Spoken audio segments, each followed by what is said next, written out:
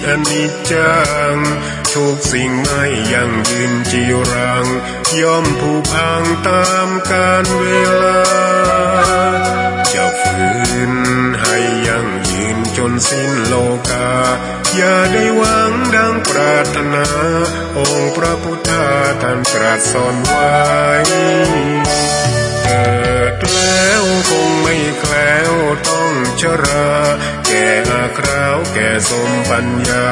ทั่วภารามีทมไปเจ็บทุกข์ย่อมเวียนวนมีพ้นใครๆสัตว์โลกล้วนรู้แน่แก่ใจเกิดแก่เจ็บตายหลีกไปไม่พ้นใครหลงคิดหลงจิตอัตตาว่าใจแจ้งกมลแม้นใครปลงได้คงสุขล้นชีวิตมีมองมนเกิดมาเป็นคนสมบูรณ์ดับหา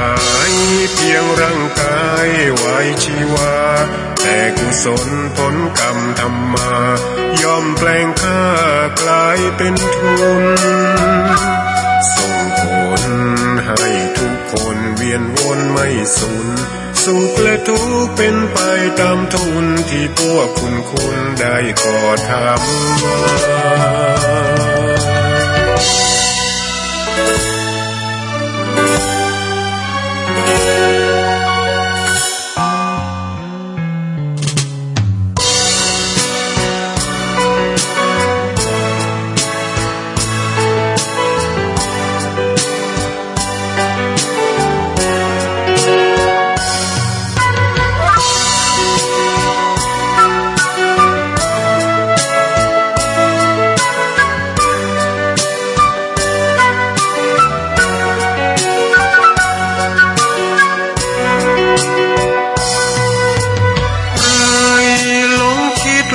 ปิดอัตตา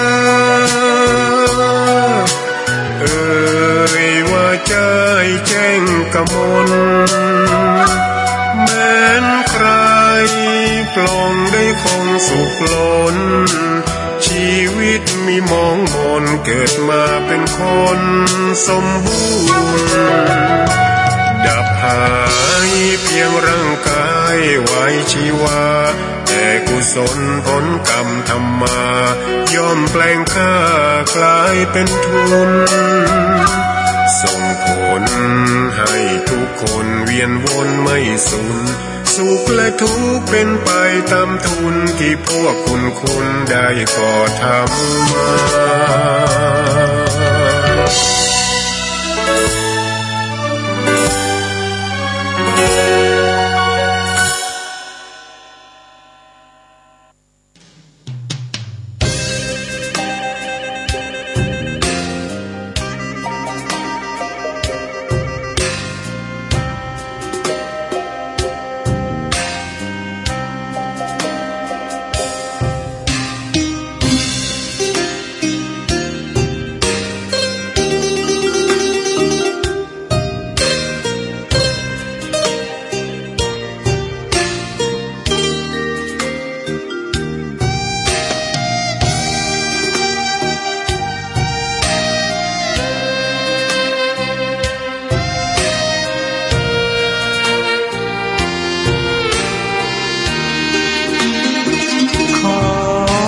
ตำนา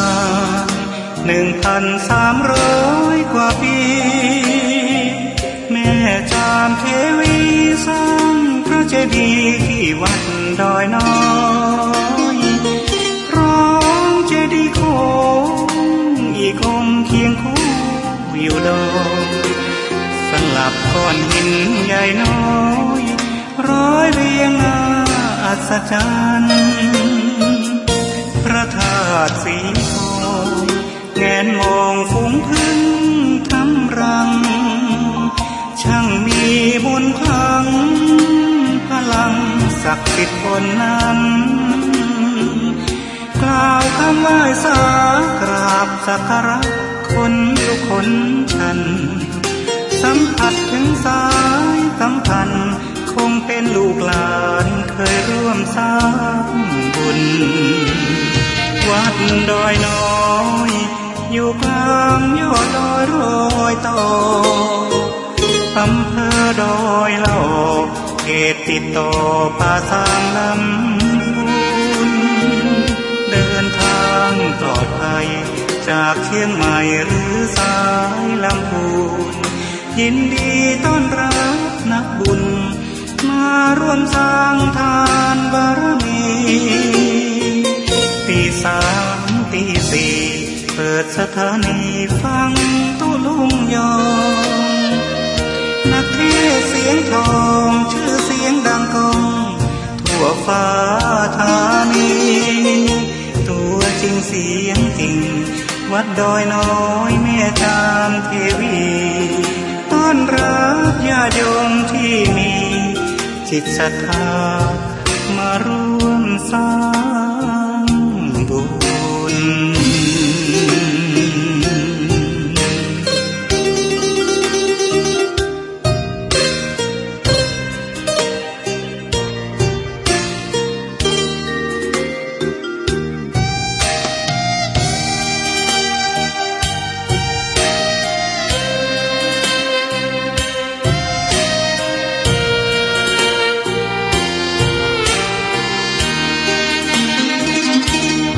วัดดอยน้อยอยู่กลางยอดดอยโรยต่ออำเภอดอยเหล่าเขตติดต่อป่าสางลำพูนเดินทางปลอดภัยจากเชียงใหม่หรือสายลำพูนยินดีต้อนรับนักบุญมาร่วมสร้างทานบารมีตีสามตีสี่เปิดสถานีฟังตุลุงยองนักเทศเสียงทองชื่อเสียงดังก้องทั่วฟ้าธานีตัวจริงเสียงจริงวัดดอยน้อยแม่จามเทวี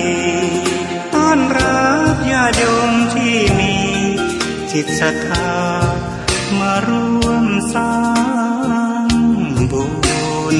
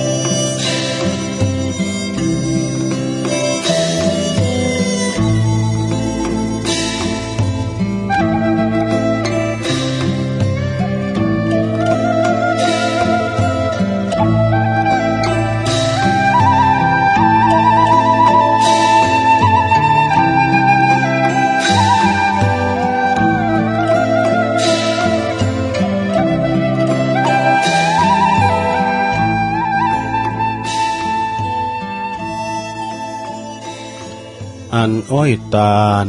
หวานลิ้นแล้วสิ้นซากแต่ลมปากหวานหูมิรู้หายถึงเจ็บอื่นหมื่นแสนก็แคลนคลายมิอาจหายเหมือนเหน็บให้เจ็บใจวัดพระธาตุดอยน้อยพันปีรสดีแคนตาลูปลำใหญ่กวางชนเรื่องชื่อลือไกลกลองใหญ่สืบสารประเพณี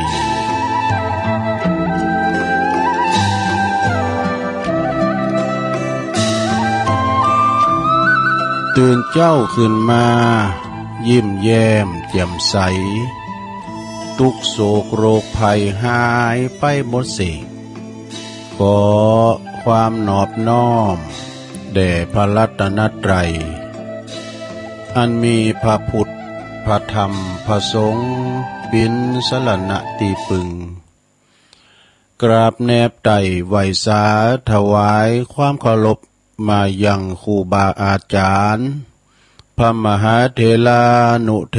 ระตันเจ้าคณะพระสังฆาธิการ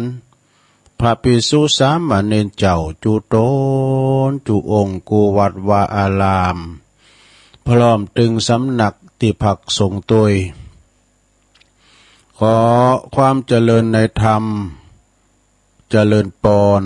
มายังบรรดาปอออกแม่ออกศรัทธาตันสาธุชนนักศีลนักบุญคุณดีทั้งหลายเนาะบ่ว่าจะปิ้นปอหลงแม่หลงปอลุงแม่ป่าตั้งปีป่าหน้าเอาอาศรัทธาตินจองห้องวัดเฒ่าแก่หนุ่มกำใจยิงต่างหลาย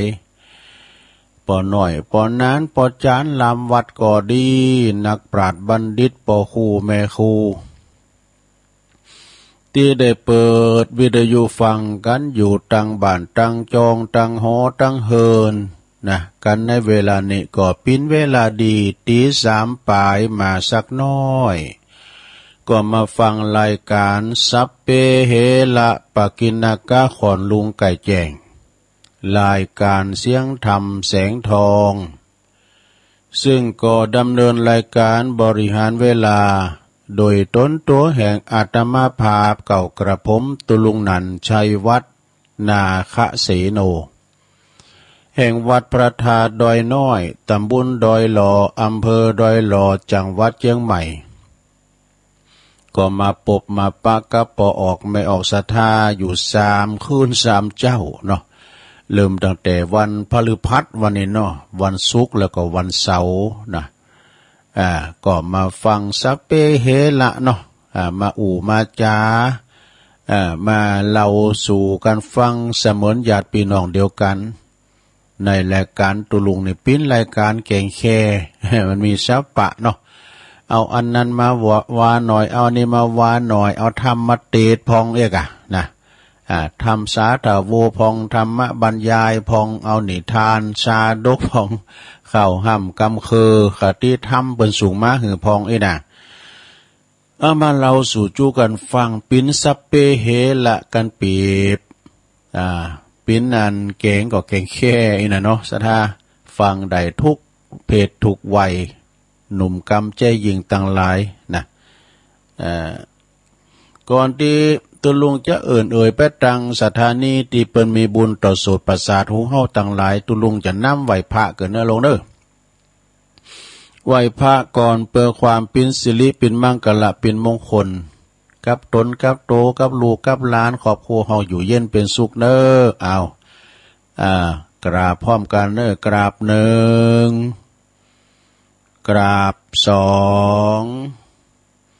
กราบ3อิมินาสการเรนะพุทธังอภิปูชยา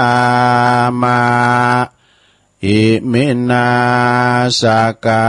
รเลนะธัมมังอภิปูชยามาอิมินาสการเลนะสังฆังอภิปูชยามาอะระหังสัมมาสัมพุทโธภคะวาพุทธังภคะวันตังอภิวาเทมิสวากขาโตภะคะวะตาธัมโมธัมมังนัมมัสสามิสุปฏิปันโนภะคะวะโตสาวกสังโฆสังฆังนะมามินะโมตัสสะภะคะวะโตอะระหะโตสัมมาสัมพุทธัสสะนะโมตัสสะภะคะวะโต อะระหะโตสัมมาสัมพุทธัสสะนะโมตัสสะภะคะวะโตอะระหะโตสัมมาสัมพุทธัสสะอิติปิโสภะคะวะอะระหังสัมมาสัมพุทโธวิจาจารณะสัมปันโนสุขโตโลกวิโตอนุตตโลปุริสตัมมัสสาลทิสัทธาเทวมนุสสานังพุทโธภควติสวากขาโตภควตาธัมโมสันติติโกอากาลิโกเอหิปัสสิโกโอปันนยิโกปัจจัตตังเวทิตาโปวินโยเหติ สุปฏิปันโนภะคะวะโตสาวกสังโฆอุจจุปฏิปันโนภะคะวะโตสาวกสังโฆยายะปฏิปันโนภะคะวะโตสาวกสังโฆสามิจิปฏิปันโนภะคะวะโตสาวกสังโฆญาติตังจัตตาลิปุริสายุคาเนอัฏฐปุริสปุคคลาเอสะภะคะวะโตสาวกสังโฆอะหุนายโยปะหุนายโยตักขินายโยอัญจลิกาลนิโยอนุตตลังปุญญเขตังโลกัสสาติจะยันโตโพธิยามุเลสักยานังนันทิวัตโนเอวังตวังวิจัยโยโหหิจยสุจยมังคะเลอัปปลาจิตตปันลังเกสิเสปทาวิปุคะเลอภิเสเกสะปะพุทธานังอากาปะโตปะโมทติสุนักกตังสุมังกาลังสุปาปะตังสุโหติตังสุขันโนสุโมโหโตจะสุยิทังพรหมจาริสุปะทะกินังกายกัมมังวาจากัมมังปะทะกินังปะทะกินังมโนกัมมังปณิทิเตปะทะกินาปะทะกินานิกาตวนะลาพันตเถปะทะกิเนสัพพิติโยวิวัจจันตุสัพพะโลกวินาศตุมาเตภวัตวันตรายโยสุขิติกายุโกภวะอภิวาทานาสิลิสนิจจังวุตตาปัจจายโนจัตตารโอธรรมาวัฏันติอายุวันโนสุขังปะลังเอาแล้วศรัทธาญาติโยมต่างหลายดูลุงก็ปินเก้าปินโหนำสวดมนต์ไปปินตีเรียบร้อยขอกุณปฏิตไลรัตนะผ่านแผ่วพระเกี่ยวเจ้าตั้งสามประการจุงดลบันดาลมาปกป้องคุ้มครองรักษายังวัดวาอารามโขงเกี่ยวตั้งสามพร้อมกับครูบาอาจารย์พระสงฆ์องค์สามเณรเจ้าอยู่กับวัดกับวาได้เผยแผ่สัจธรรมคำสอนขององค์พระสัมมาสัมพุทธเจ้างอกงามไพบูรณ์ในพระศาสนาได้ปินนาบุญศรัทธาได้มาสักการะปูชากราบไหวเนาะแล้วก็พอออกไม่ออกศรัทธาพอลงไม่ลงก็ขอให้มีสุขภาพพลานามัยสมบูรณ์แข็งแรงหน้าแดงแสงอยู่ ก้ำจูปูจ้าอยู่ปิ้นล่มโพล่มใสของลูกของหลานเนาะขอส่งกำลังจิตกำลังใจ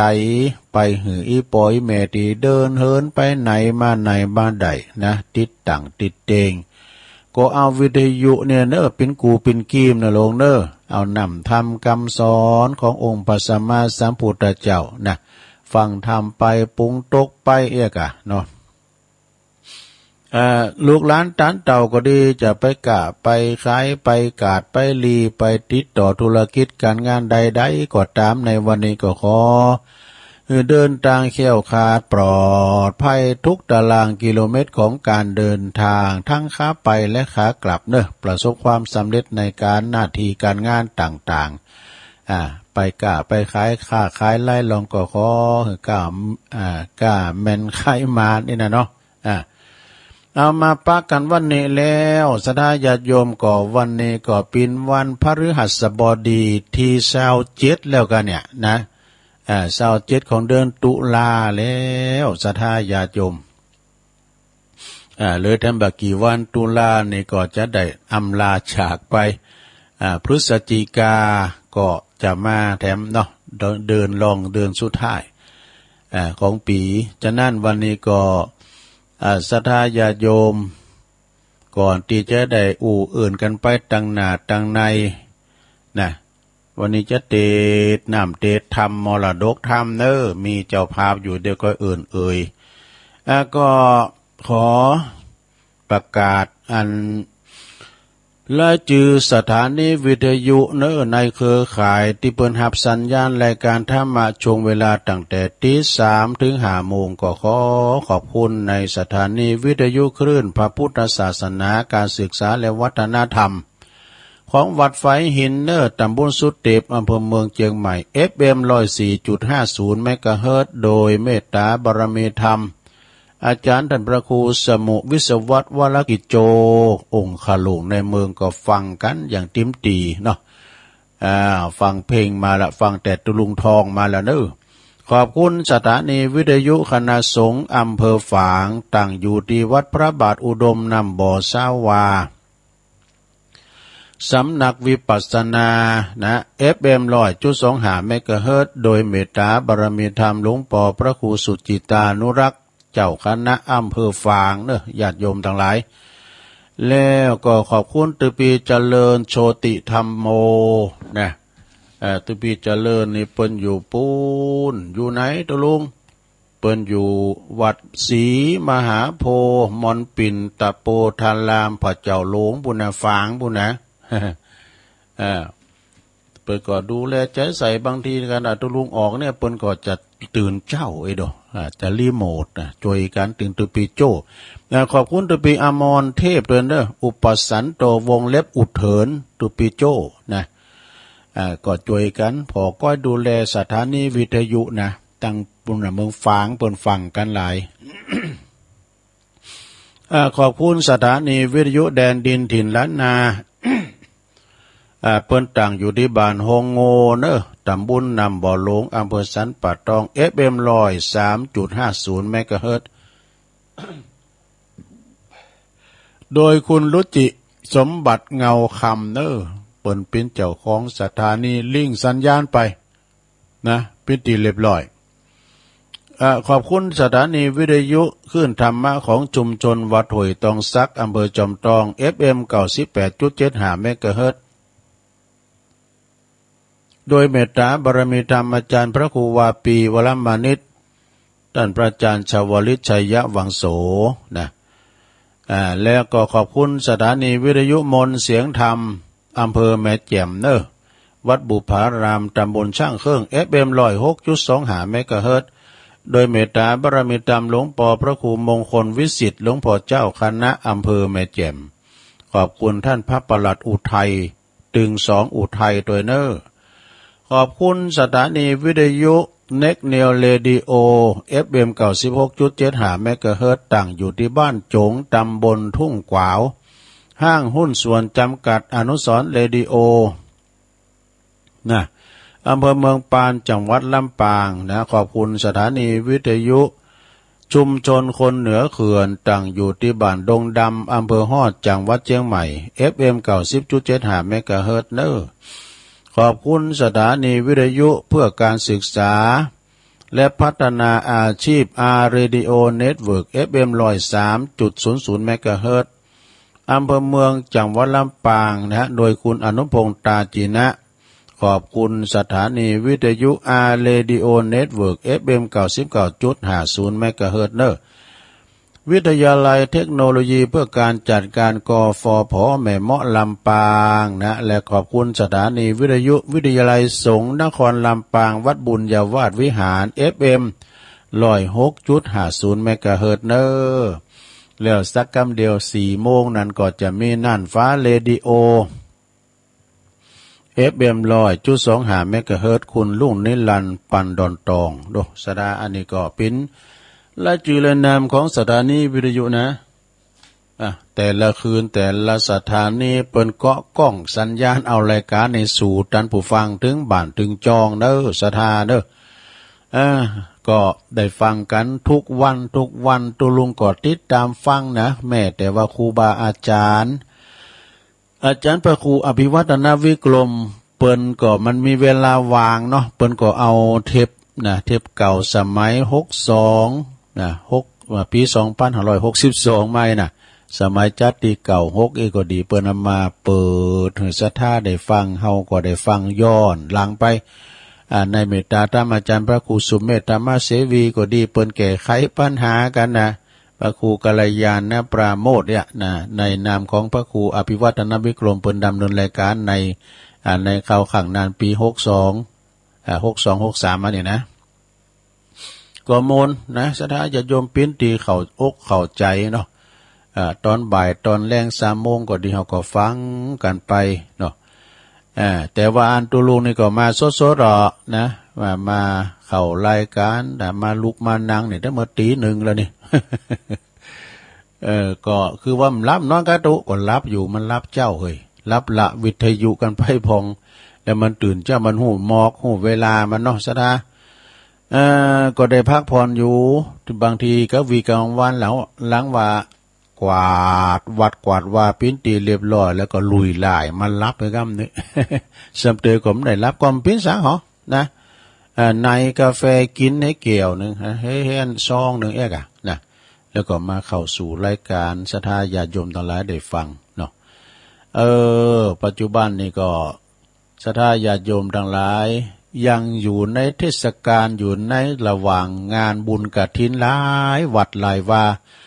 งานบุญกฐินจะมีต่างปุ่นเดินเนี่ยกาลตาเนี่ยไปถึงเดินยีปิงวันที่ยังตุวันที่8เนอะวันที่8เนี่ยก็ตึกหานาเนอะกฐินจะมาตึกว่าเตียงคืนวันที่8นะตึกเตียงคืนนะถ้าล่ำเหลือกว่านั้นไปเป็นวันที่เก่าก็แฮม1 ค่ำแล้วแฮม1 ค่ำก็จะปิ้นผ่าป่าไปศรัทธาญาติโยมโอ้ปิ้นนี่แพร่สะพัดเนอะการเงินการทองบ้านหนักก่อนหน่อยบ้านหน่อยก่อนนักก็แล้วแต่ละวัดนี่เปิ้นก็จะมีงานบุญกฐินการสั่งวัดสั่งวาขุดน้ำบ่อก่อศาลาขุดกำแพงนะได้มาอุดหนุนจุนเจอตังวัดตังวากันนะได้ญาติโยมทั้งหลายก็กินก็ทานกันไปตอนนี้ไปศรัทธาตุลุงก็จะเอานี่มาไหว้กันเนอเอา9 นิสัยตีไผก็หักก็โหมมีมสังพองมีมสังปะล่ำ เนาะก็มี1พูนเฮาต้องมีน้ำใจเสมอนะแล้วก็ฮู้จักแบ่งปันแบ่งสรรปันส่วนคุณที่ด้อยโอกาสนะคุณที่เปิ้นอยากไล่เข็นใจเฮาก็แบ่งปันน้ำใจแบ่งปันของกินของวาที่เปิ้นคัดสนอันนี้คือน้ำใจมีเสมอเนาะข้อที่1อันเปิ้นตุกผานกันยาก็เอาหือเปิ้นตกตุกได้ยาก้านี่ตะหลิงพังตาฝั่งโยดถูกน้ำโทมก้าไฟใหม่ก้าน่ะเฮาก็แบ่งปันน้ำใจข้อที่2ฮู้จักการหืออภัยแล้วก็หือโอกาสเนี่ยคุณเฮาเนี่ยมันถึงผิดพลาดเหมือนกันหมดนะ ไผที่มันเคยผิดเคยพลาดก็หมายความว่าคุณนั้นเคยทำอย่างสักอย่าง มันก็ผิดพลาดแล้วก็ให้อภัยซึ่งกันและกันแล้วก็ให้โอกาสกันไปนะอันนี้ข้อที่สองต่อไปเป็นข้อที่สามพูดจาไพเราะนี่รู้กาลเทศะอูจาไพเราะนี่ก็คืออูโมนจาหวานโยมนะเรียกว่าทางธรรมทางพระปวาปิยวาจาอูโมนจาหวานบ่ใช่อูกระด่างแบบพันเมื่อหูกาลเทศะด้วยนะกาลเทศะอย่างได้ตุเนี่ยโอ้เปิ้นกำลังกินข้าวกันอยู่หาเนี่ยโอ้ว่าเนี่ยไหวปุตลุงต้องเนี่ยมันหูจักกาลเทศะเนาะต่อไปข้อที่สี่ทำตัวเรียบง่ายนี่ไม่เจ้ายศเจ้าอย่างคือบ่ถือเนื้อถือตัวมีทิฏฐิมานะในตัวนะแบบตักตายคุณทุกระดับชั้นบ่ว่าลากยาบ่ว่าเจ้าคุณมุ่นนายนะทำตัวแบบง่ายๆข้อที่ห้าหับฟังผู้อื่นไม่หลงตัวเองแต่กับคุณเฮานี่สำเติบเปิ้นติเปิ้นตรายมาเนี่ยขอบกพองของเฮาเนี่ยเปิ้นเรียกว่าชี้ขมทรัพย์นะจี้ขุมทรัพย์เฮอลูกเปิ้นตักเปิ้นเตือนแต่นะเฮามองข้ามไปเนี่ยนะเฮามองข้ามไปรู้ข้อที่หกชื่นชมและให้เกียรติผู้อื่นเสมอโอ้ว่านะติ๋มใจแต่เนอขอชื่นชมหน่อยนะโอ้ปฏิบัติน่ะดีได้ดีนักแล ชื่นชมแล้วก็อันกำลังใจข้อที่เจ็ดโหซึกขอบคุณและก็ทราบซึ่งในน้ำใจนี่น้ำจิตน้ำใจคุณเฮาน้ำใจเฮานี่ถ้าว่ามันเปี่ยมไปด้วยความคุณงามความดีเปี่ยมไปด้วยการแบ่งปันกามสังกาเนี่ยโอ้เปิ้นก็หักโหมถ้าว่าจิตใจเฮานี่แคบเนาะมีน้ำจิตน้ำใจเขาจะว่าน้ำใจคิดนะอย่างน้ำห้านะบ่า น้ำห้าพี่ได้กดโทษก็ห้าที่มันหอมมาตำน้ำพริกตาแดงยี่ลำหรือเนาะ เอาข้อที่แปดไม่เอาเปรียบใครหู้จักตอบแทนน้ำใจนี่บ่เอาหลัดเอาเปรียบไผนะซะนะหันเปิ้นทำความดีก็นี่เปิ้นมีน้ำใจต่อเฮาก็ตอบแทนด้วยน้ำใจนะน้ำใจมีน้ำอย่างหมดน้ำใจหมด ลืมไปละต่อไปข้อที่เก่าสุดท้ายโยมนะข้อที่เก่าแปลว่าขอโทษเมื่อทำผิดโอ้วันนั้นนี่ไข่พิษไปหน่อยนะเนาะวันนั้นข่อยไข่พิษไปหน่อยแม่ก็ได้ปากล่ำกำเลยขอสุมาเลย หูตัวว่าทำพิษแล้วก็แก้ไขตัวเองแม่ไปจะบอกกันนี่มึงไปเยดำซ้ำหน่อยล่ะ เนาะมึงไปเยดำซ้ำเนี่ยเป็นก็สอนนะให้เกียรติผู้อื่นเสมอนะแก้ไขตัวเองแล้วก็ให้เกียรติผู้อื่นเสมอนี่อันนี้9นิสัยที่ใครๆก็รักนี่ก็เอาฝากฟังไว้กับญาติโยมตัวกำเดียวตัวลุงจะเดชจะชงที่สองนะกำเดียวตัวจะได้เรานิทานชาดกนะสดาญาติโยมพระศิวลีเนี่ยพระศิวลีเนี่ยเป็นผู้ที่มีลาภสักการะมากนะบ้านได้ที่บ้านแห่งเมืองแรงก้าพระพุทธเจ้าเป็นหูดูจะได้นิมนต์พระศิวลีไปมันจะมีลาภสักการะมาจุนเจอพระสงฆ์ทั้งหลายนี่อิ่มก็เปิ้นนะอิ่มก็เปิ้นนะเนาะมันจะมีความเป็นมาอย่างใดนี่ก็กระเดียวก็อดถาดาฟังนะสดาญาติโยมตุลุงเจ้าว่าธรรมกันเนอะวันนี้ก็มีเจ้าภาพกันติดนะโยมเนอะมีเดี๋ยวกันเนอะเจ้าภาพกันติดมีปออาจารย์ปนานพัดเอาปอหลงเก่าด้วยเนาะ ปอหลงอินคำชมพูพลอยนะเปิ้นก็ว่าโมผู้ช่วยก็เป็นมาแล้วปอหลวงก็เป็นมาแล้ว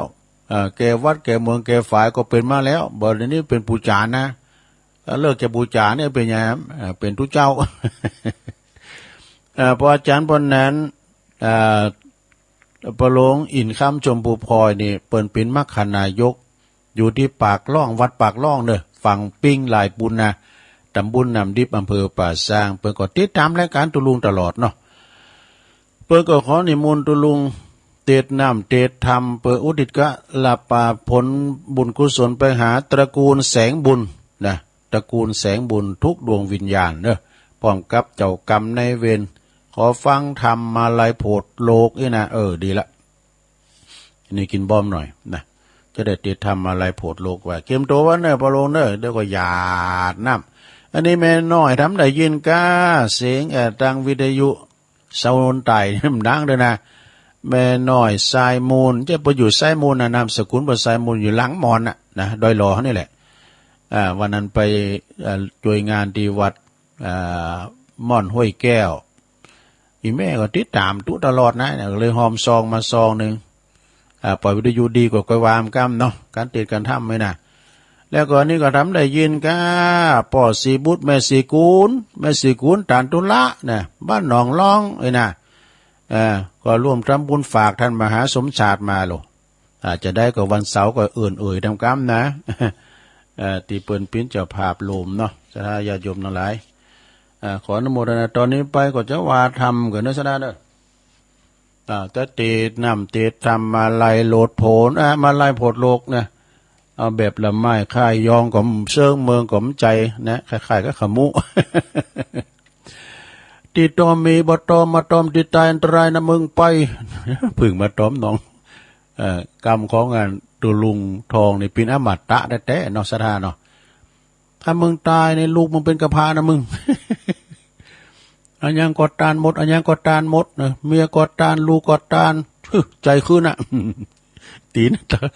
นขันนางคันคุ้มเบอร์อ้าวสถาญาโยมฟังไปรับไปเนอะฟังไปรับไปทำมาไล่โผล่ลูกปูจานไม่ไหนปูจานนัดอ้ายแพ้โป่งมาไล่ธนาธรรมกันเนาะนิพพานนังเยนากาลังละมังเยนากาใสยังปันดิโตตังโนมากังอุติสิตุงธรรมามุตตะมังปัจจังอาลาทานังกาโลมาฟังธรรมรับไปนะลูกเนอนะโม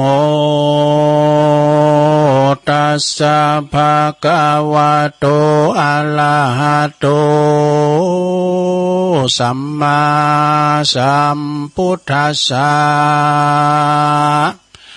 สุลนามาหินิยังพุทธเสถังนามิตวะพุทธังกาตัสสะสะกัจจังธัมมัญจาสังขัญจานามิตวะสักกัลลาจันนาปะตังมัลลยานามาวัตุปัลลมัตวิจิตังอัลลภิสังสัมมาเสติสาทโวดุลาสะปุลิสัตทั้งหลายอาจารย์เจ้าตนแปลงกรรมปีมาลัยอันนี้หากตั้งไว้เป็นติไว้และสักการะปูชาแก่คนและเทวดาทั้งหลายเพื่อให้หายอนตรายตั้งไปในและไปนอกทุกดาวขอคันตราสีมาด้วยกำปีมาลัยอันนี้แหละนาตามอัตตากาตาแห่งบาทอันนักผาเจ้าตั้งหลายเพิ่งรู้ดังวิสัชจันนาไปนานี้แด่เตือนน้ำมิตวาผู้ข้าก่อไว้ยังพลันนาวันโลกุตตลธรรมเจ้าเก่าภาการกับทั้งพามปลิญญาติธรรมดวงงามผาเสริฐอันบังเกิดแต่พระอุรานะเมตตาผู้ข้าก่อไว้ยังพระอริยทรงตนท่าลงจานตุมปาลิสุทธาสินใสสะอาดตนปฏิบัติตามรอยปุตตบาทสัพพัญญูนำเอาคำสอนตนคู่โลกลาหือบังเกิดศรัทธาปัสสาทะแก่กาแก่คนและเทวดาทั้งหลายและนาอาติเตกาเลในกาละอันล่วงพ้นไปแล้ว ยังมีต้นแก้วมหาเทนตนหนึ่งชื่อว่าเทพมาลัยตนทะลงสินใสวิเศษประกอบไปด้วยเหตุอิทธิฤทธิญาณนิสัยยะเจ้าก็อาศัยไหลเสิงบานอันหนึ่งชื่อว่ากัมพูชากามอันนาอยู่ในเขตตัมปันนายาทวีปอันนาเป็นที่อยู่แห่งแก้วเจ้าทั้งสามภาการเอกาติวาสังยังมีในวันหนึ่งไซมหาเถรเทพมาลัยตนองค์อาจเจ้าก่อกากาศไปสู่ยังนรกเปิดจักยกเอายังฝูงเป็ดอันใดสังเกตเมื่อนานมาปาวิสิตวาเจ้าก็เข้าไปสู่สำนักแห่งพญายมพิบาลวันนั้นแลในเมื่อพระยายมมาราชหันแล้วยังต้นแก้วเทพมาลัยก็พาสไลแจงจอดฉลาดลู่หลอดทุกอันว่าพันเตข้าไว้เจ้าตนบุญมากเจ้ากูลูกจากพระเตศเขตแดนใดมานันจาติปากาโตมหาเถรเทพมาลัยก็ขานกำไปเร็วรีบว่าเราลุกจากยมปูตรีบเมืองคนมาเมกรรมกรรมผาธนาคายโพดฝูงมวลสัตว์อันต้องโตดอยู่ในอาบายแต่เดลียะมาลาจาอาหะพระยายมมาลาดก็จึงยกนิ้ววาดหวานตาว่าข้าแด่เจ้ากูตนภูมิบุญมากจบฉลาดลู่รอดอันว่าเจ้าเมืองนอกจุมปูเขายังดูกาตำบุญมีหมากลู่ว่าเขากาตำบาปมีหลายอันจาเตสัตตาอันว่าสัตว์ทั้งหลายมวลมากเขาลาขับไว้เมืองคนป่าเอาตนตัวเขามาสู่มาอยู่ห้องอาบาย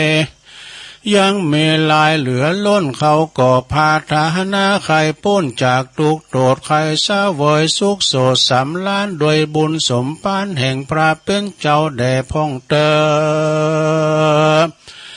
ตีนั่นพระมหาเถรเทพมาลัยตนถ้าลงสินใสสะอาดเจ้าก็ลีลาดไปยาดูยังฝูงสัตว์นรกอันต้องโตดมีอยู่หลายโกฏหลายแสนเจ้าก็ไปสู่แดนนรก8 แห่งอันกรรมวิบากหากตกแต่งให้เป็นไปมีตนว่าวิตาลนิมอใหญ่โลหะกุมพิใจพอดีอุสุตวานรกมีขอบเขตสังฆทานนรกเป็ดปุนกลัวตายแล้วกลับกายมาเป็นตัวดังเก่าอเวจีนรกนั่นเล่าสัตว์ล้นอ่าวด้วยฟองไฟบังเกิดเฮเป็นไปหลายอย่างโลลุวันนาลกเป็นดังเครื่องกงจักสัตตานาลกพับแผ่วหลอดวิริยานาลกหอดสุดปลายเจ้าก็บ่ดูได้แต่ใจมีใจมาใครโผดยังฝูงสัตว์นรกเปื่อเฮได้ปุ้นจากอบายเจ้าก็มาโคดหมายสังเกตไว้เว้นแต่ที่โผดบอดใดเพราะเวรหาปาการอย่างจักทรมานกรรมวิบากเพราะอนันตาลิยะกรรมหากเป็นนักยักเอารอไว้ถ้าพระอริยเมตไตรจักลงมาทราดพายโผดเฮได้พ้นจากโทษเมื่อไปลุนแหลนนาตีนั่นพระมหาเถรเจ้าเทพมาลัยเจ้าก็ปิกขึ้นไปไว้บ่จ้าสู่สำนักยามาลาจาอาหะก็กล่าวว่ามหาลาตนเป็นชาตนฉลาดเป็นใหญ่ในอบายฝูงสัตว์ต่างหลายทุกหมู่ตัวนากูยิ่งใจอันถ้าลงทุกในอาบายยังไม่หลายบากล้นเขาบอดได้พ้นก็คือปวกกาตั้มเวนหาประการ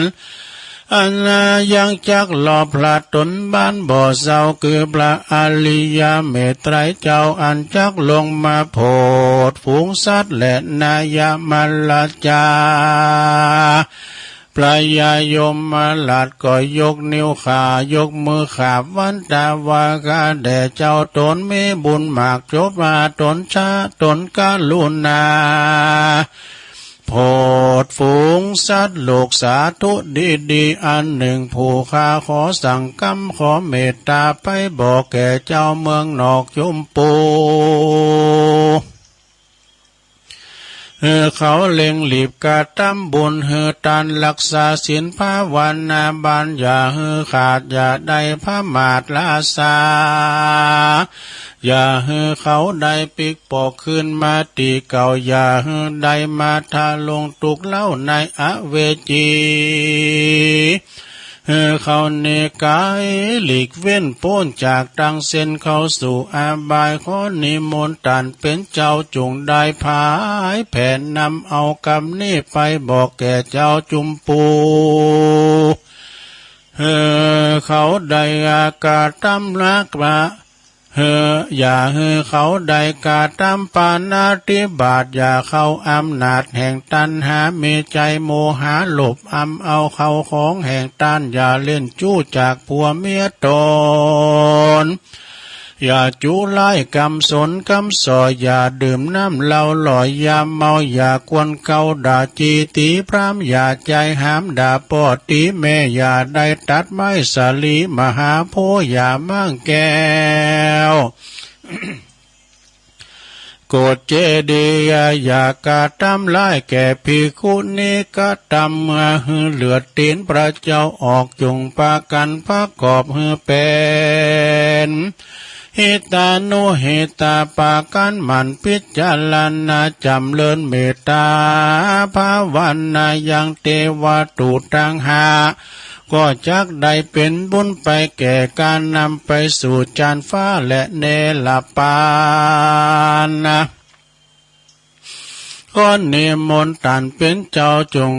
ได้นำเอาความนี้ไปบอกแก่เจ้าเมืองนอกจุมปูลีบเตอเทโลอันว่ามหาเถรเจ้าเตปะมาลัยตนองค์อาจได้ยินคำสั่งพระยายมมาลาดราชาเจ้าก็รีบเสด็จมาด้วยลวงอากาศก็มาถึงอาวาสวิหารตนเถิงวันลุนมาหลอดลุงเจ้าจอดมาเถิงเจ้าก็มาถือเอาอย่างวีแลบาทนุ่งห่มผ้าย้อมฝาดคาดเป็นปริมณฑลแล้วก็เสด็จถนไปสู่บ้านโพจันนากรรมอันเป็นติเกยเอาเข้าปินที่บาทในอาวาสเกหาตินั่นแล มนุษย์อันว่าคนต่างหลายในบ้านนั้นเขาก็ปุกเป่าเตือนกันว่าดูแลเรายิ่งใจตั้งหลายเฮยบัดนี้ตานมหาเถรเจ้าเตปะมาลัยตานก็มีเมตตาจุงปากันมหาสังมาใส่บาตรทุกคนขออาลาธนานิมนต์ไว้ก่อนเปื่อบ่อผู้ค้าตั้งหลายย่อนตั้งตานะหญิงใจลูกหลานเจ้าบ้านเขาก็ปากันออกปากตันนิมนต์เขาก็มายอโยงเขาใส่บาตร อยู่ในหัตถบาทตามวินัยกองแล้วผู้จบทองฉลาดก็มาเว้นเขาปินที่บาทแล้วก็ปาการอุทิศญาติน้ำหมายตานก็มีวันนั้นแลท่านในกาลยามนั้นมหาเถรเจ้าเตปะมาลัยก็มาถือตนองค์อาจก็มาถือโอกาสเจียนจาว่าดุลาอุปาสกะอุปาสิกาเฮยจุงปากันได้ฟังยังคำเราจะกล่าวตามที่เราได้รับคำข่าวคำสั่งมาหาแห่งฝูงสัตว์หมู่เป็ดอันอยู่ในนรกอย่าน้อยใหญ่ อันอยู่ในนรกใหญ่น้อยบ่รู้กี่ร้อยกี่หมื่นกี่แสนยังมีมากเหลือแลเขาก็ปากันแผ่กรรมมาหายังสัมปันธวงศาปีน้องอันอยู่ในแห่งห้องเมืองคนนะขอปากกันเอาขอปากกันนะเมตตาฟุ้งเพศใหญ่ให้เขาได้ใจไฟจมบานนะ จงมีศรัทธาตานรักษาศีลฟังธรรมอย่าขาดเฮือได้ใส่บาตรอุทิศญาติน้ำไปหายังฝูงสัตตาเพศใหญ่เฮือเขาได้พ้นจากนรกเฮือได้ยกขึ้นสู่สวรรค์ไปเตรียมตันแตบกลายโดนตันไทยอินตาเฮือได้ไปปูชาติวิเศษคือว่าพระเกศเกี่ยวจุลามณีสาลีมหาตาญาได้ขาจุวันศีลเดชเตว่าอันวันนั่นแลส่วนอันว่ามหาเทนเจ้าเตปะมาลัยเจ้า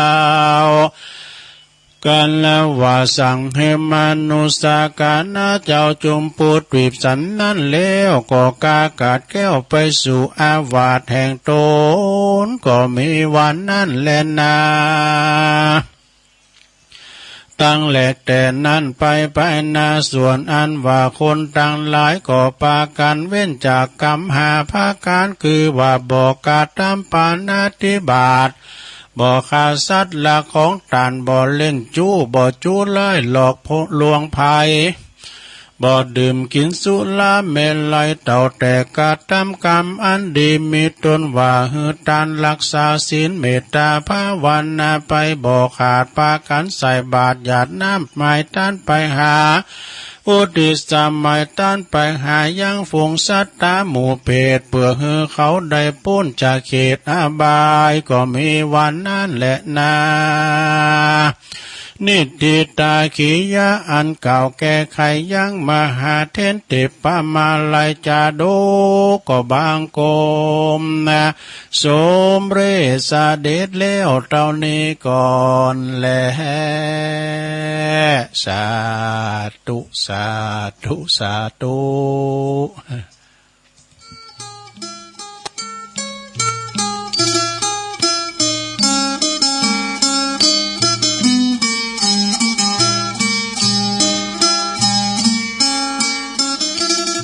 เอาแล้วศรัทธาญาติโยมต่างหลาย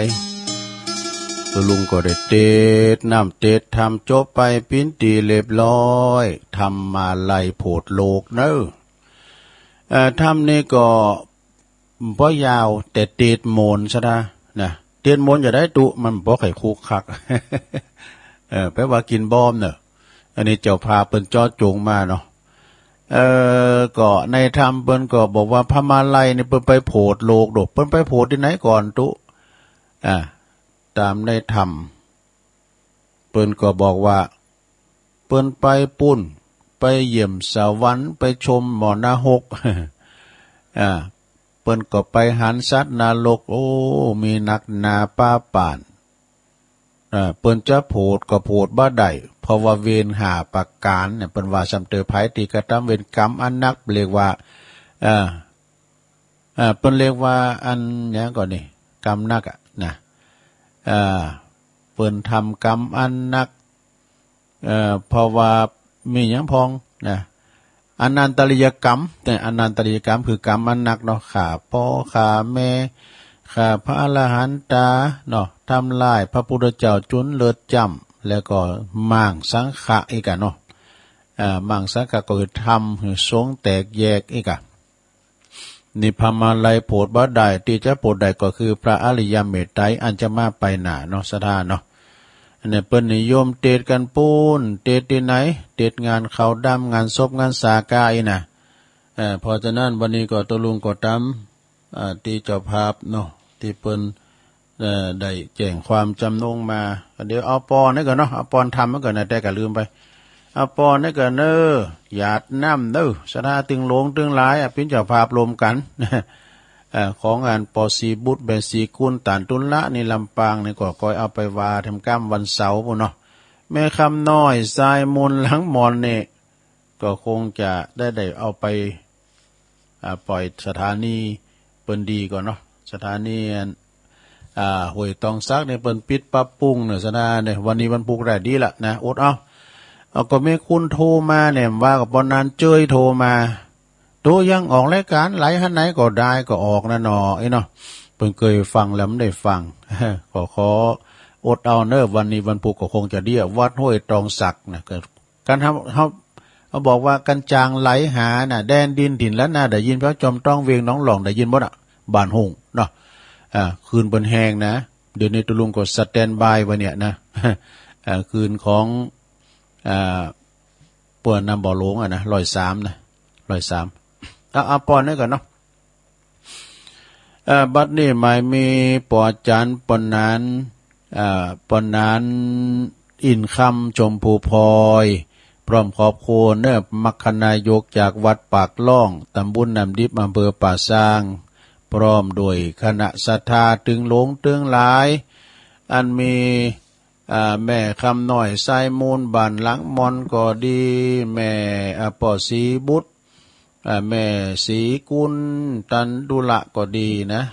พร้อมโดยคณะศรัทธาหมู่เฮาเจ้าขาตั้งหลายได้ตกแต่งแปลงพร้อมน้อมนำมายังมาตุบุพาราจาดวงดอกเข้าตอกดอกไม้ลำเตียนตั้งหลายมาปินตาลในธรรมเทศนานะเปิดจักอุทิศบุญกุศลแผ่พายย้ายบุญไปหายังตระกูลแสงบุญพร้อมกับเจ้ากรรมในเวรเจ้าเวรในกรรมบ่ว่าจะปินปอเกิดแม่เกิดปู่แทนยาแทนก็ดีเจ้าตีเจ้าแดนเจ้าแห่งเจ้าโหนนะหรือว่าสัพเพสัตตาทั้งหลายก็ดีขออัญเชิญจิตตดวงวิญญาณเขาเจ้าทั้งหลายจงได้มาหับเอาของกินของทานในกาละวันนี้ยามนี้ได้กินได้บริโภคปิ้นข้าวติบน้ำติปูนเสียจากที่ยากพรากออกเสียจากที่ตุกได้เสวยความสุขในสัมปรายภพนั้นจงจักมีบุญกุศลอันนี้ก็มีนักนาป้าป่านขอปิ้นผลสัตว์ตอนย้อนมาสังพิทักษ์ปกปักรักษาอย่างหมู่เฮาเจ้าขาดตันทั้งหลายอยู่เย็นเป็นสุขอายุมั่นขวัญยืนมีโจกมีใจมีสุขภาพปรนามัยสมบูรณ์แข็งแรงอยู่กินอยู่ตานเจริญไปโดยอายุวันนะสุขภาละนั่นจุงจักเมเตียงแต่ดีลียะถาวาลิวหาปูลาปาลิปูเลนติสากะลังเอวะเมวะอิโตตินังเปตานังอุปกปติอิสิตังปฏิตังตุมหังคิปะเมวะสมิสตุสเปปูเลนตุสังกปาจันโท ปนัลลโสยถามณีโจติลโสยถาภวสัพพิติโยวิวัจจันตุสัพพะโลโกวินาศตุมาเตภวัตวันตรายโยสุขีติคายุโกภวะอภิวาทนาสีลิสานิจังมุตาปจายโนจัตตาโลธรรมาวัฏันตุอายุวันโนสุขังปลังสาธุสาธุสาธุอันนี้เรียกว่าเทศธรรมปันป้อนออนไลน์เนาะอยู่บ้านก็ได้ฟังนะศรัทธาญาติโยมทั้งหลายบางคนในคุณเถ่านะเปิ้นฟังธรรมนะยกมือไหวจนว่านิทิตังขียาสมเด็จเสด็จปู่กันเด้อเปิ้นจะลดมือลุงนะ อันนี้เปิ้นตั้งใจมีการกระทำปีนแต่เนาะก็เหมือนกับเอานิมนต์ตุเจ้ามาเทศน้ำเทศธรรมบ้านเฮาอ่ะนะเอาไว้ที่โฮคอมหาหลวงว่าที่หิ่งพระวิทยุเปิดหานะโอ้พี่ฮอพี่เฮิรนก็ได้ยินด้วยโอ้วัดนี้เปิ้นใฝ่ในธรรมเนี่ยกะเนาะฟังน้ำฟังธรรมสัพพะทานังธรรมะทานังชินาติการทำบุญหรือทำเป็นด้านชนะการทำกุสิ่งกุอย่างนะ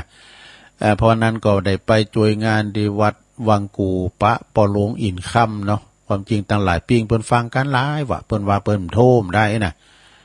ปอหลวงอินค่ำเนี่ยเปิ้นปินปอจานมัคคณายกอยู่ปากล่องวัดปากล่องพระครูธีรกิจจาธิคุณว่าก่อนทีมงานพีเอสซาวตั้งปอครูแม่ครูตะปุนก็ฟังแม่ครูสุพรรณาอีมังเขาเป็นวนาปากล่องเปิ้นว่าพลังเงียบเด้อว่าตอนนี้พลังเงียบเด้อตะลุงเปิ้นบัดฟังกันบัดได้แล้วเปิ้นโทรมาได้นะเปิ้นโทรเปิ้นบัดโทรได้เปิ้นฟังกันอยู่นะเนาะก็ขอบคุณเด้อหลายตีหลายตั้งนะไม่ว่าจะปีนตั้งเมืองเป้าเมืองฟังหน้านุงสูงซองเนาะ ตั้งห่างตามอื่นไปครับเนาะหน้าพันเขาโปรเล่งโลดเขาเนี่ยหน้ากระถินเขาเนี่ยหน้าคำเขาหน้าทมเขาหน้าหอมไก่เขาเนี่ย ห่างตามสันต้นหมื่นบันคายโอ้หลายตีต่างงานโปรเล่งโปรหลงมนตรีเขาเนี่ยนะ ปอมเนี่ยปออามอนเนาะปอเล่งอามอนแม่อัมพรวงสายยาเขาปุนกานี่น่ะปอเล่งนาลงกิติวงศ์เขาเนี่ยนะปนตำปุนเปิ้นก็ฟังแป้จะโทรมาเนาะแม่จันฟองห้องสิทธิ์เขานี่นะเนาะก็ฟังกันไปพี่น้องเมืองเป่าเมืองฟังกันไปเอาโจนนี้ก็เอานี่มาไหว้กั้มกันเนอะสดาเนอะตามที่สัญญาไว้นะเอาเรื่องพระศิวลีนะพระศิวลีนี่เปิ้นก็โหมกันนะเปิ้นเอามาไหว้กับวัดกับว่าเปิ้นเปิ้นนั้นว่าเป็นพระแห่งลาภสักการะนะเป็นจังใดชีวประวัติของเปิ้นเป็นจะฮือลองฟังบ่นะลองเด้อลองฟังพอว่าเรื่องพระศิวลีเถระเจ้านะดำเนินความตามท้องเรื่องอันใจดำเนินความตามพระธรรมบทว่านะมีครั้งหนึ่งพระศาสดาเสด็จประทับอยู่ณพระเชตวันมหาวิหารกุฏาณวันเนาะอาศัยนะโดยอาศัยกุนทิโกริยะนครปินติโคจรบินทบาทเนอะมีเรื่องอยู่ว่านะเรื่องเป็นเราฟังปินประวัตินะนางสุปวาสาธิดาแห่งกษัตริย์โกริยะนี่นะเปิ้นตั้งคันก็คือมารลูกนี่นะได้7 ปีว่าหลวงพ่อโถมารแต่มารว่าได้7 ปีแล้วก็ยังบ่คลอดบ่เกิดด้วยนะเมื่อพระบรมศาสดานะไปถึงยังงานเมืองโกริยะนครนางสุปวาสีพร้อมด้วยบริวารก็ออกไปถวายการต้อนรับองค์สมเด็จพระสัมมาสัมพุทธเจ้านะได้มีโอกาสได้ฟังพระธรรมเทศนาขององค์พระสัมมาสัมพุทธเจ้าแสดงแล้วนางสุปวาสาพร้อมโดยผู้ทรงคันหรือว่านางนี่มารลูกพร้อมโดยบริวารนี่นะก็ได้บรรลุเป็นพระโสดาบันนี่โสดาบันบุคคลแล้วก็ได้รับสุทธพรนะพุทธพรจากพระบรมศาสดาสุปวาสาเธอจงเป็นผู้ที่บ่มีโรคเด้อนี่นะคือหมายความว่าเปิ้นปานบ่มีโรคภัยไข้เจ็บมาเบียดเบียนเธอจงเป็นคนที่คลอดง่ายคือเกิดลูกง่ายๆนะบุตรของเธอจงเป็นคนที่บ่มีโรคภัยไข้เจ็บมาเบียดเบียนนี่อันนี้พระพุทธเจ้าเปิ้นหือปอนนะหือปอนแก่นางสุทวาสาแล้วก็นางสุปวาสาก็น้อมรับเอาปอนนั้นโดยความเปรมปรีอยู่มาจนคลอดบุตรฮอดง่ายๆว่าเปิ้นว่าเหมือนดังกับว่าเหมือนหนึ่งกับบุรุษเทน้ำออกจากหม้อโดนะตนเองก็เป็นผู้มารดานี่ก็เป็นผู้ที่บ่มีโรคภัยไข้เจ็บเนี่ยตึงแม่ตึงลูกบุตรเกิดมาก็เหมือนกันบ่มีโรคภัยไข้เจ็บเล่งง่ายว่ะเนี่ย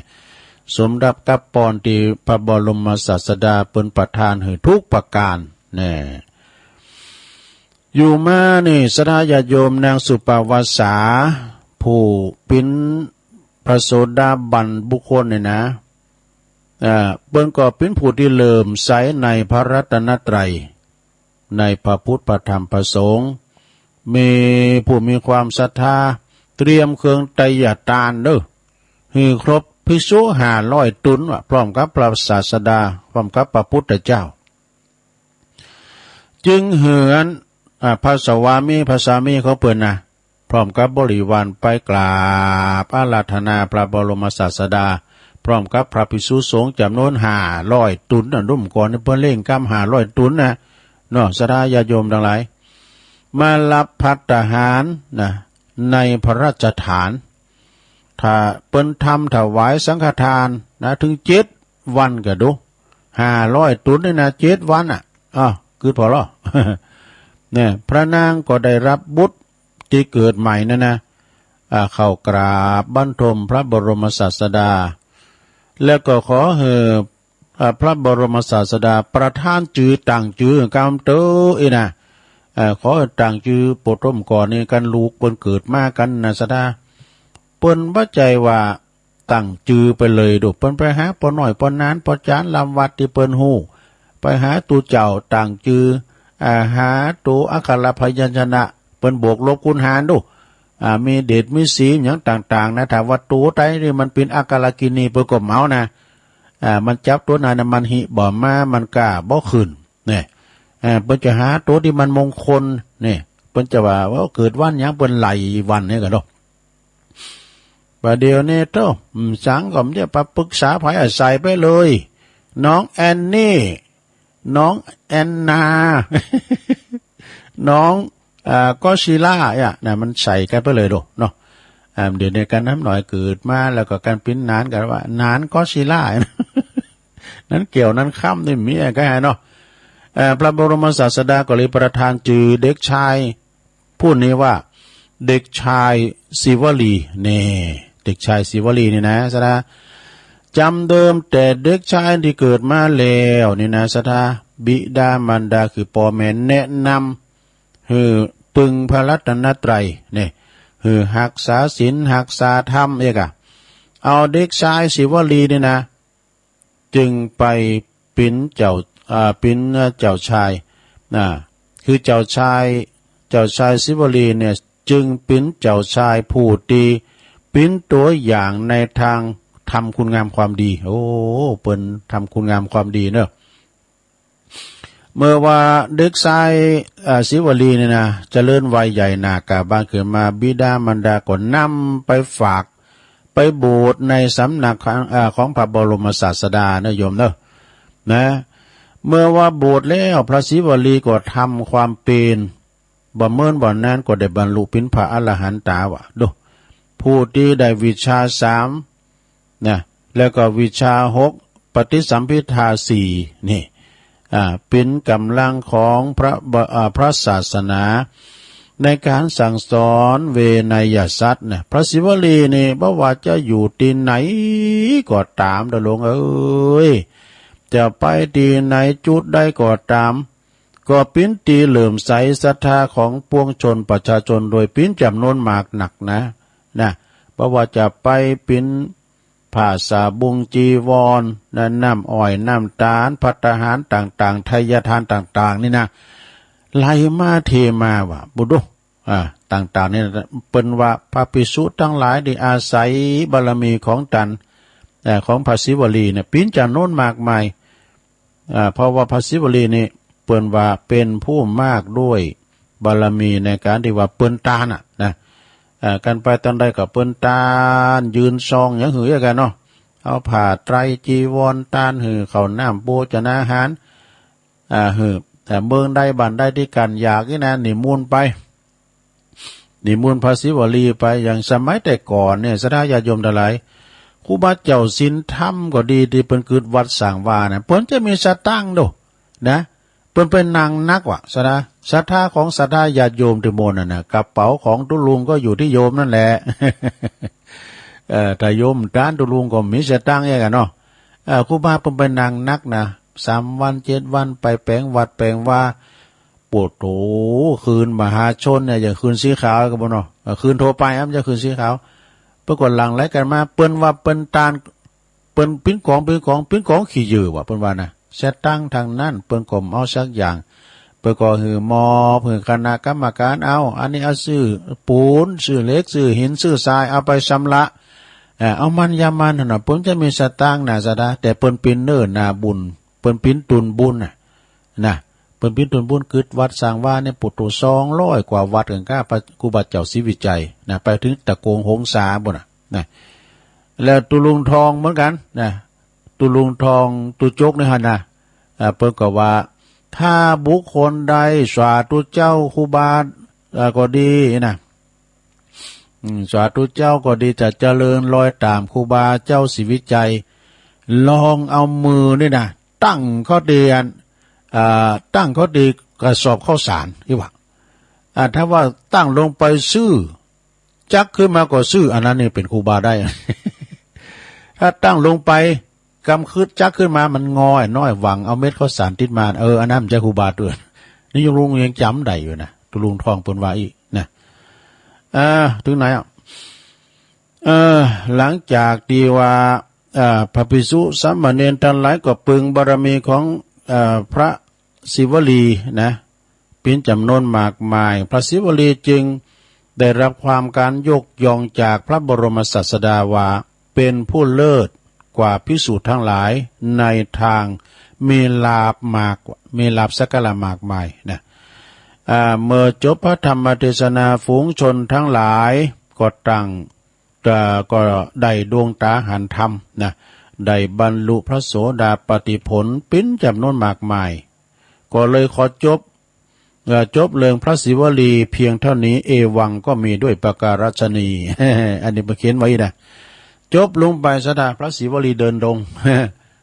พระศิวลีฉะนั้นนี่ญาโยม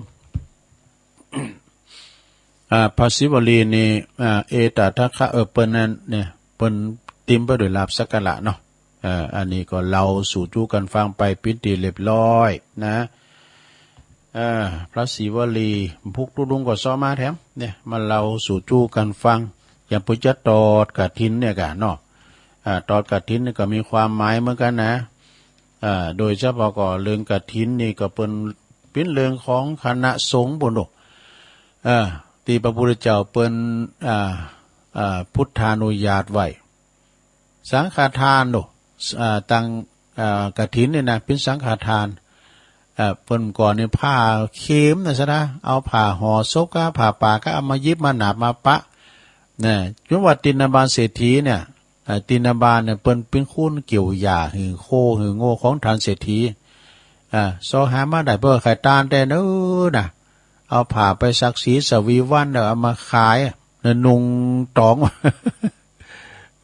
ก็เลยได้ซื้อไหมซื้อขิมด้วยเอามาลงกับเศรษฐีบทโทจุบบ่แผ่นดินไหวเนี่ยตามเจตนาเนาะสดาญาติโยมทั้งหลายงานบุญกฐินบัดนี้กำลังแผ่สะพัดนะก็ต้านไปสดาญาติโยมทั้งหลายบุญกฐินนี่มันหนักหนาป้าป่านนะแล้วก็เป็นว่าปริศนาธรรมอัมกัมเนาะปริศนาธรรมของธงกฐินเนี่ยนะกฐินนี่จะมีธงอยู่สี่อย่างเนี่ยธงจักเคธงมัชชาธงตะขาบธงเต่าดูนะเป็นปริศนาธรรมของคุณโบราณเปิ้นว่าธงจักเขนี่มีความหมายว่าอย่างไรปิ้นว่าจักเขนี่มันปากกว้างความโลภนะโลภความโลภคุณเฮานี่มันใจเป่งปอดูนะมีหนึ่งแล้วก็จะเอาแถมสองนะเปิ้นผุยเปิ้นผุยสตังเปิ้นโปรยทานเปิ้นเอาสตังเหรียญบาทใส่เฮ้บัญญัติเป็นเหรียญ10เนาะกับเป็นเหรียญ10เอา5เหรียญเฮาได้เมงกำแล้วเฮ้ยปากมันกว้างเด้อจักเขเนี่ยเปรียบว่าเหมือนความโลภแล้วข้อที่2จะขาบตะแคบนี่เนาะตะขาบนี่ก็หมายถึงความโกรธเพราะว่าปิดของปิดที่มันนั่นนี่นะจะแคบให้มันเคยมันคบกับตุลุงเคยแล้วปู้ตรู้แม่ปิ้นเจ้าเด้อลงเอ้ยปิดมานะข้ามวันข้ามคืนกันเด้อเต็มเดือนนี้ก็ละหูนะเปิ้นเขียนไล่มาเปิ้นบอกว่าไทยไผโดนจะแคบครบอีน่ะซะนะเปิ้นว่าเอามีดเอาหยังก็เดียวไปกรีดกับหน่วยมันก๋วยสิเป้าคงจักหน่วยมันก๋วยสิเป้าลงมันก๋วยตีดนะกะเจ้ายองเปิ้นว่ามันก๋วยสิเป้าเนี่ยเอายางมันมาสมานแผลว่ามันไปแปะกันอย่างไรมั้งวะมันถ้าจะดูดปิดเนาะมันถึงขึ้นว่ะก็ย่ำเคยลองสักครั้งด้วยนะ อันนี้มันจะแปะกันอย่างไรมั่วเนาะแต่ว่าจะแคบครบเลยนะจะขาบครบเนี่ยครบสมาครบตีนก็ดีไปเอายางกุยสิเป้าก็ดีนะเอายางมาสมานแผลว่ะนะปิ้นบอกสรรพคุณยาเดินลงเนอะนะเพราะว่าปิดมันแผดเผาเหมือนกับความโกรธนะมันแผดเผาจิตใจเนอะตะขาบนะเป็นถือว่าหมายความว่าความโกรธแล้วก็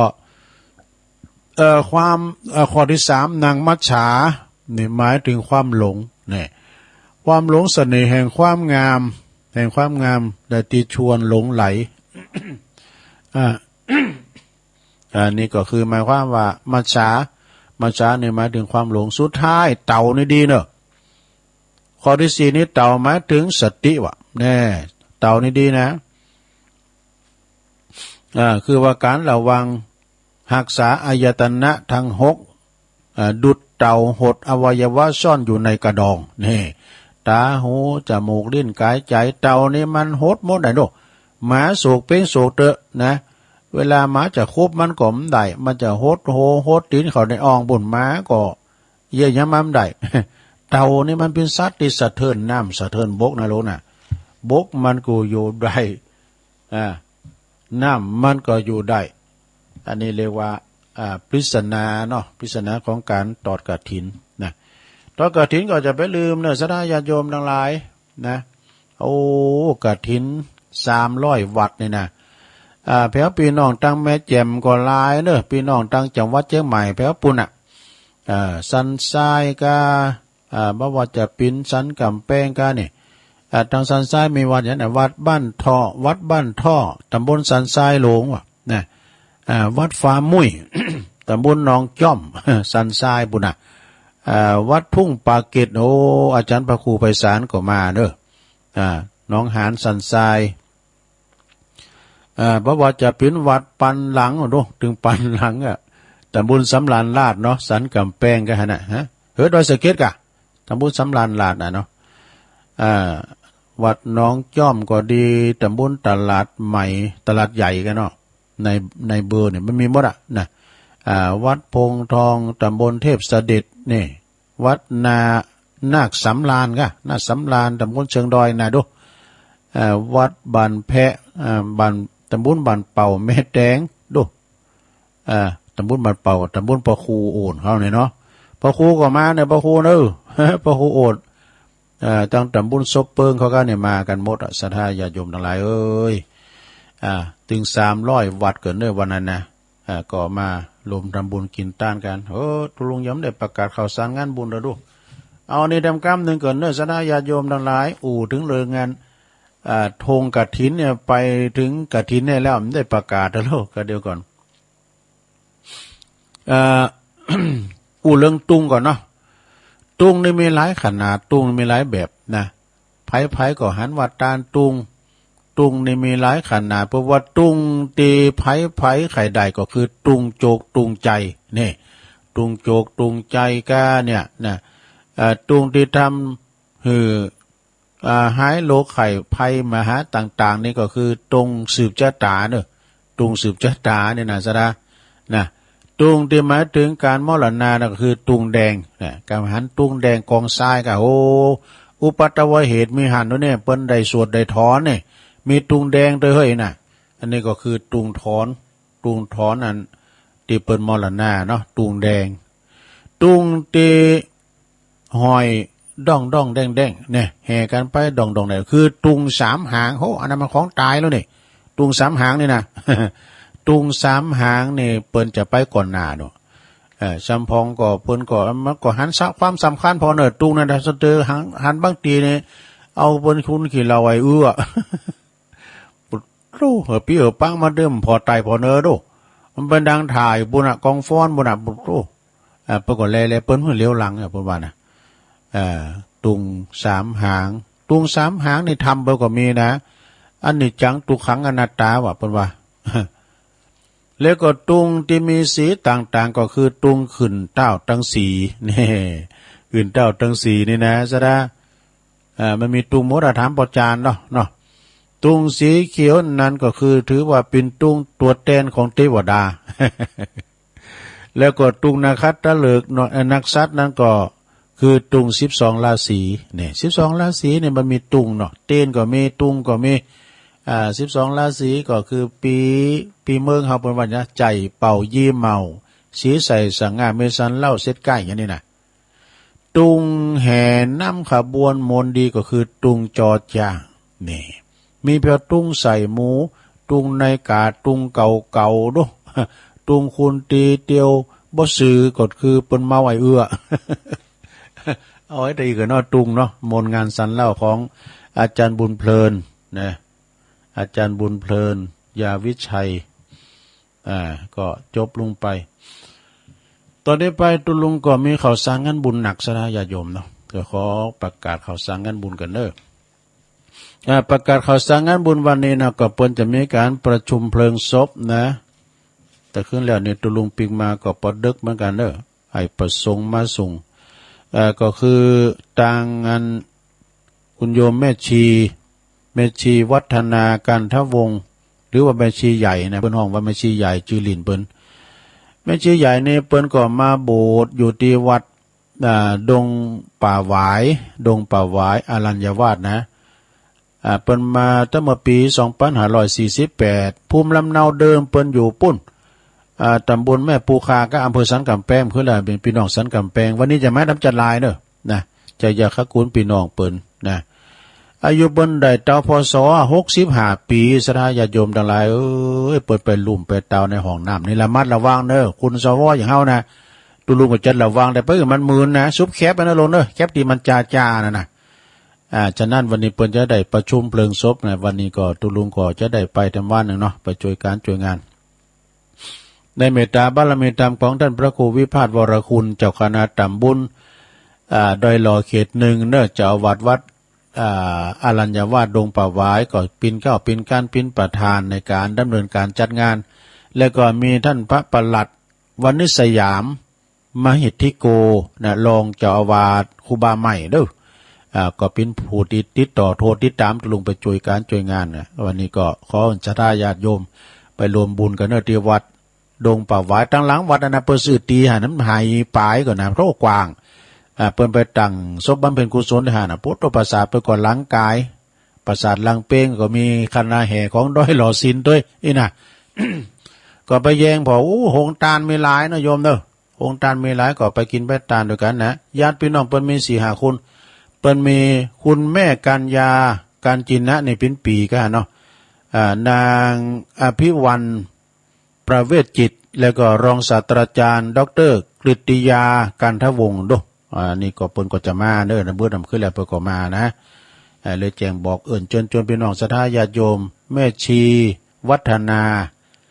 หรือว่าแม่ชีใหญ่กันทวงศ์เนาะเปิ้นได้ละสังขารไปก็จะประชุมเพลิงศพที่วันเนี้ยนะที่วัดอารัญญวาสดงป่าหวายงานต่อไปศรัทธาญาติโยมทั้งหลายนะก็วันที่30เนี่ยศรัทธามหาบุญกฐินอันยิ่งใหญ่ที่วัดมอนฤาษีเนอะในเมตตาบารมีธรรมอาจารย์พระครูสุมเมธธรรมเสวีแล้วก็พร้อมด้วยคณะศรัทธาก็เปิ้นก็จะมีการทำบุญทานกฐินตกข้าง300วัดโดยคุณพิชัยเลิศพงษ์อดิศรท่านนายกอบจเนอะเป็นประธานฝ่ายคฤหัสถ์คฤหัสถ์แล้วก็ได้รับเมตตาอันยิ่งใหญ่ในเจ้าประคุณสมเด็จพระมหาธีราจารย์วเชตุพนวิมลมังคลารามเนอะศรัทธาญาติโยมก็ไปลมกินลมทานกัน300วัดนี่นะไปใส่ยอดเลนกันตั้งแต่วันที่29เป็นต้นไปนะโยมนะที่วัดม่อนฤาษีเนอะพุทธมขึ้นแล้วกายมานี่ไฟส่องพระเจ้าเปิ้นงามนะพุทโธจุบ่หลงไหลตุลุงเงอพอนะกลายเป็นคุณขับรถในรถสะเลวออกข้างตั้งไฟส่องจันงามนะกันมาถึงที่พระเจ้าหลวงเนี่ยกันนะสัญญาหลักวัดม่อนฤาษีของอำเภอดอยหล่อเฮานะศรัทธาแล้ววันที่29นี้ก็เป็นอันของเปิ้นน่ะเป็นอันงานบุญงานกฐินของวัดมอนฤาษีนะวันที่29นี้เปิ้นก็จะตอดกฐินสร้างเมนเป็นหลักล้านนะศรัทธาเนอะนะงานต่อไปก็ในวันที่6พฤศจิกายนก็ปุ้นกฐินก็เดียวกันงานบุญกฐินต่อไปก็วันที่30ตุลาเหมือนกันเด้องานบุญกฐินสามัคคีที่วัดป่ารกฟ้าตำบลนันเวียงตำบลหนองยวงอำเภอเวียงหนองล่องเป็นว่าเติมบุญหนุนบารมีสร้างมหากุศลบุญกฐินประธาน กฐินก็คุณพ่ออินตาคุณแม่สมนาวงสายะเด้อพร้อมด้วยครอบครัวพร้อมด้วยคณะศรัทธาวัดป่าหกฟ้ากูหอหลังคาเฮินเด้อเปิ้นจะไปตานกันในวันที่30เด้อในเมตตาบารมีธรรมท่านพระครูสุนทรปัญญารัตน์เจ้าคณะตำบล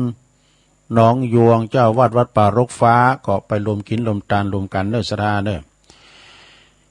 วันที่29ตุลาก็เปิ้นจะตอดกฐินที่วัดโพธิมงคลนำเภอพระเด้อบ้านนำเภอพระนะเวลา9:39ในเมตตาธรรมอาจารย์พระครูโพธิภัตราวุฒิเจ้าอาวาสนะที่วัดโพธิมงคลนำเภอพระวันที่29งานต่อไปวันที่23ตุลาแล้วไปแล้วเนาะ อันนี้แล้วไปแล้ว23ตุลาตุลุงก็ไม่ได้เลงมัน29มันกำนึงนะงานบุญกฐินที่วัดฝายหินเนอะมชนะอันนี้เปิ้นจะแห่กันเนอะเปิ้นประกวดกันนะประกวดขบวนกันนะฟังงานแผ่นสปอร์ตเปิ้นเนี่ย 29ตุลาก็ไปรวมทำบุญกินต้านกันเนอะตีตั้งแห่งสถานีวิทยุคืนวัดฝายหินเนาะนะวันที่29เนอะภาคตอนบ่ายนะเอางานต่อไปสดาญาติโยมก็ขอเชิญรวมทำบุญตอดกฐินวันนี้วันที่27เนาะ27นี่ก็วัดน้องผาขาวกันเนาะวันนี้ก็ได้เปิ้นจะตอดกฐินที่วัดน้องผาขาวในเมตตาบารมีธรรมอาจารย์พระครูสัทธิสารคุณเนอะเจ้าคณะตำบลนำดิบเจ้าวัดน้องผาขาวนะเปิ้นจะตอดกันวันนี้27ตุลาเนาะแล้วก็วันที่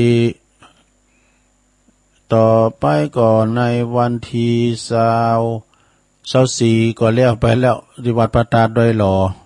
ตุลุงก็ไม่ได้เลงมันนะ ป่าไผ่บ่อทองก็แล้วไปแล้วนะ23ตุลาปิยมหาราชงานต่อไป23นี่ก็แล้วไปแล้วนะพระครูวรวัฒน์พิสันวัดวังกูวันที่6พฤศจิกายนได้งานบุญกฐินที่วัดมงคลวารีตำบลขวงเปาอำเภอจอมทองเนื่อเวลา 13:00 น.วันที่6พฤศจิกายนนะเปิดจัดทำบุญ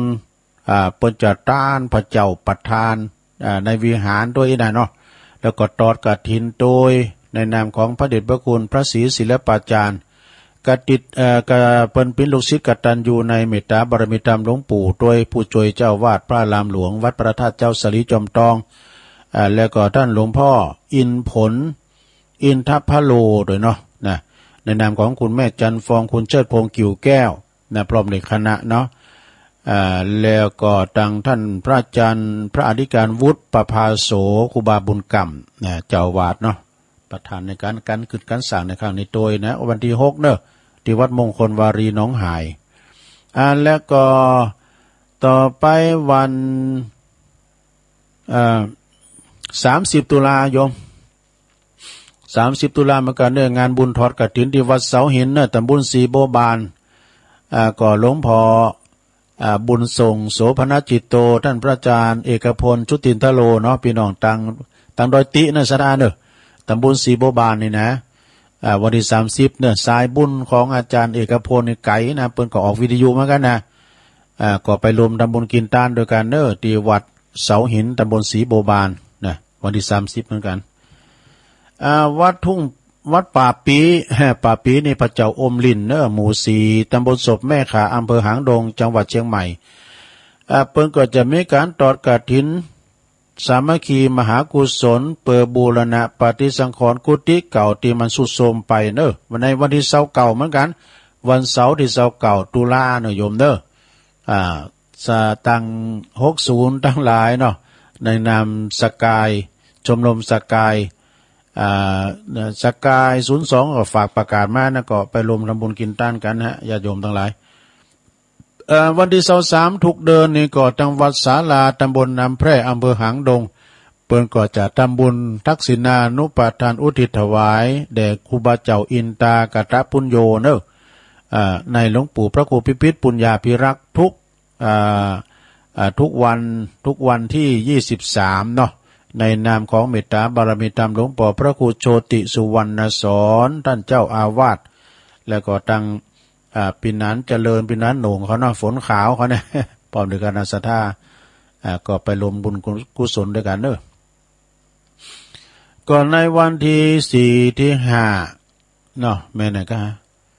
ที่4ที่5เนี่ยนะก็ที่วัดหัวห้วยตำบลหนองโยงอำเภอเวียงหนองหล่องในนามของท่านพระอธิการ พัทยาประพัสโรพร้อมกับคณะสัตว์วัดหัวห่วยเพื่อจะทำบุญถวายต้านวิหารหลวงบันเนอร์ก็วันที่4นะก็มีกฐินด้วยวันที่5เพิ่นก็จะมีการวันที่4นี้เพิ่นจะบวงสรวงด้วยเนาะสวดมนต์ตันแดมโตสมโพธิพุทธาภิเษกวันที่5นั้นก็จะมีการไขตาปัจจาเบิกเนตรแล้วก็มีโหวัดด้วยแล้วก็มีสัตตาแห่โคตานเขามีโหวัดโหวาด้วยนะเมื่อคืนก็ไปฟังไปผอชมศิลปะแม่ไม้มวยไทยมีย้อนยุคด้วยเนาะตีวัดโหห่วยเนอะแล้วก็ในวันที่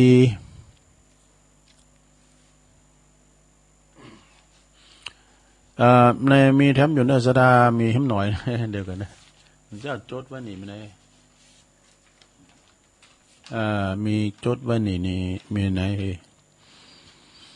งานต่อไปสดาอันนี้เดือนพฤศจิกาเนอะสดา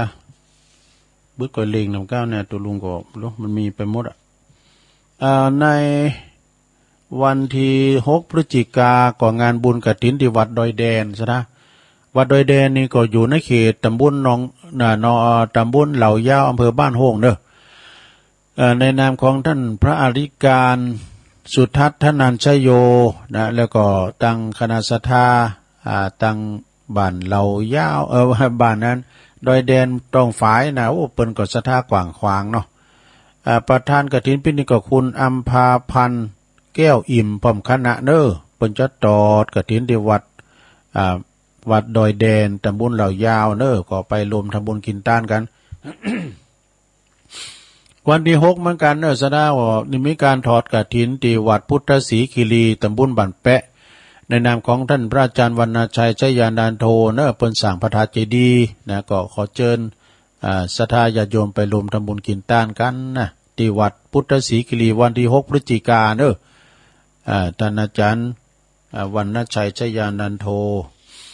ในวันที่5พฤศจิกายนก็งานบุญกฐินที่วัดคันธวาสทุ่งปุยนะในเขตอำเภอดอยหล่อในนามของท่านพระครูสุคนบุญญากรเจ้าคณะตำบลสันติสุขอำเภอดอยหล่อของเฮานี่แหละนะก็เปิ้นจะได้สมทบทุนในการสร้างเต็นท์แก้วโดยหรือว่าสร้างลานธรรมปฏิสถานครูบาอินครูบาบุญปันโดยเนาะวันที่4นี้เปิ้นจะแห่เด้อเปิ้นจะแห่ครูบารอบในตำบลต่างเทศบาลพุ่นมาเนาะแล้วก็วันที่5นี้เปิ้นก็จะได้ตอดกฐินโดยนะวันที่4 5เนอะ4ที่5ที่วัดทุ่งปุย แล้วก็วันที่5เหมือนกันเนอะด้วยวันที่5หลายนะงานบุญกฐินที่วัดปากตั้งเจริญเนอะที่ต่างแห่งสถานีเฮาทำจุดหนึ่งนะสดาญาติโยมในนามของอาจารย์พระครูอภิวัฒนวิกรมปลงบุญธรรมเรือนรักเรานะแล้วก็คณะสดาปากตั้งเจริญก็พระจะไปลมกินลมทานก็ขอเชิญเนอะวันที่5พฤศจิกายนนะก็เวลา 9:00 นเป็นต้นไปเนาะแล้วก็ศรัทธาญาติโยมอันนี้ทำงานนี่เขาจะไปตุงโป่งกันเด้อปุ่นนะเมืองปานปุ่นเด้อในวันที่1นะที่1พฤศจิกาเขาจะได้ไปตอดกฐินที่วัดทุ่งโป่งอำเภอเมืองปานจังหวัดลำปางวัดบ้านเกิดของอาจารย์ท่านพระมหาสมชาติชาตปัญโยนะก็เปิ้นจะตอดกันในวันที่วันที่1เด้อวันที่1พฤศจิกาก็คงจะเป็นเวลาชงใดจ้านะเอาจะไปพักกินข้าวง่ายกันเนอะตีกาตุงเกวียนเนี่ยในเมืองเดิมเนอะนะลุงพันธ์มานะลุงพันธ์แย้มกลีบ คนพิจิตรนะเมืองชาละวันมาพบกันอีกนะวันที่1นี่ก็จะไปยังฉันเจ้ากันตีตลาดทุ่งเกวียนลำปางเนี่ยนะสดาเนาะไปเนอะปากันไปกินไปทานกันตีวัดทุ่งโป่งนะงานต่อไปวันที่6พฤศจิกายนเนี่ยก็ไปที่งานบุญกฐินที่วัดสันเมืองเนี่ยของพระอาจารย์เน้นหลักปัญโยนันท์เขานะเปิ้นจะตอดกันวันที่6พฤศจิกายนที่วัดสันเมืองก็เปิ้นก็แปลงห้องน้ำเป็น10ห้องบนนะบูรณะปฏิสังขรณ์อันใดที่มันรู้มันถอนก็แปลงไปให้มันมั่นคงแข็งแรงวัดสันเมืองก็ตั้งอยู่ที่ตำบลหนองหลองอำเภอเวียงหนองล่องนะจังหวัดลำพูนเนอะแล้วก็วันที่6พฤศจิกายนแถมก็งานบุญกฐินที่วัด สำนักสงฆ์หอมบุญป่าไม้แดงของหลวงพ่อมานิดเด้อ หลวงพ่อมานิดถามว่าโรเปินจัดตอดกฐินกันในวันที่6 พฤศจิกายนเหมือนกันเด้อนะมีการสื่อโพลาจัดตาอย่างตัวนะก็ไปกินแปดตานด้วยกันนะงานต่อไป4 พฤศจิกายนก็ที่วัดกูงูลืนก็หาได้ กูงูลืนนะซึ่งก็เปิ้นจะมีตอดกฐินกูงูลืนก่อท่านพระอธิการประสบโชควิสุทธิธารีตุปี1เฮานี่นะพี่น้องตามบันสันเจริญตำบลน้ำดิบเนอะปะหลงนภัตตะกันนะหรือว่าปะหลงนั้นหยุด ก็ไปรวมทำบุญกินต้านกันนะฮะงานต่อไป5 พฤศจิกายนก็ที่วัดหนองเหงโดยสดาดูมันตรงกันหลายตีลำเนาะวันที่4 ที่5ก็ที่วัดหนองเหงตำบลสันติสุขอำเภอดอยหล่อในนามของเมตตาบารมีธรรมอาจารย์พระครูวรธรรมนาถเปิดจัดทำบุญใหญ่นะโยมเด้อจะหลองอายุวัฒนมงคลครบ60 ปีแล้วก็ตอดกฐินด้วยงานบุญใหญ่จะยกยอดชัดอย่างตัวหลายอย่างเด้อสถาไปรวมทำบุญกินต้านกันเด้อที่วัดหนองเหียงตำบลสันติสุขอำเภอดอยหล่อในนามของท่านพระครูวรธรรมนาถเด้อ4-5 พฤศจิกางานทำงานหนึ่งสดาญาติโยมทั้งหลายนะ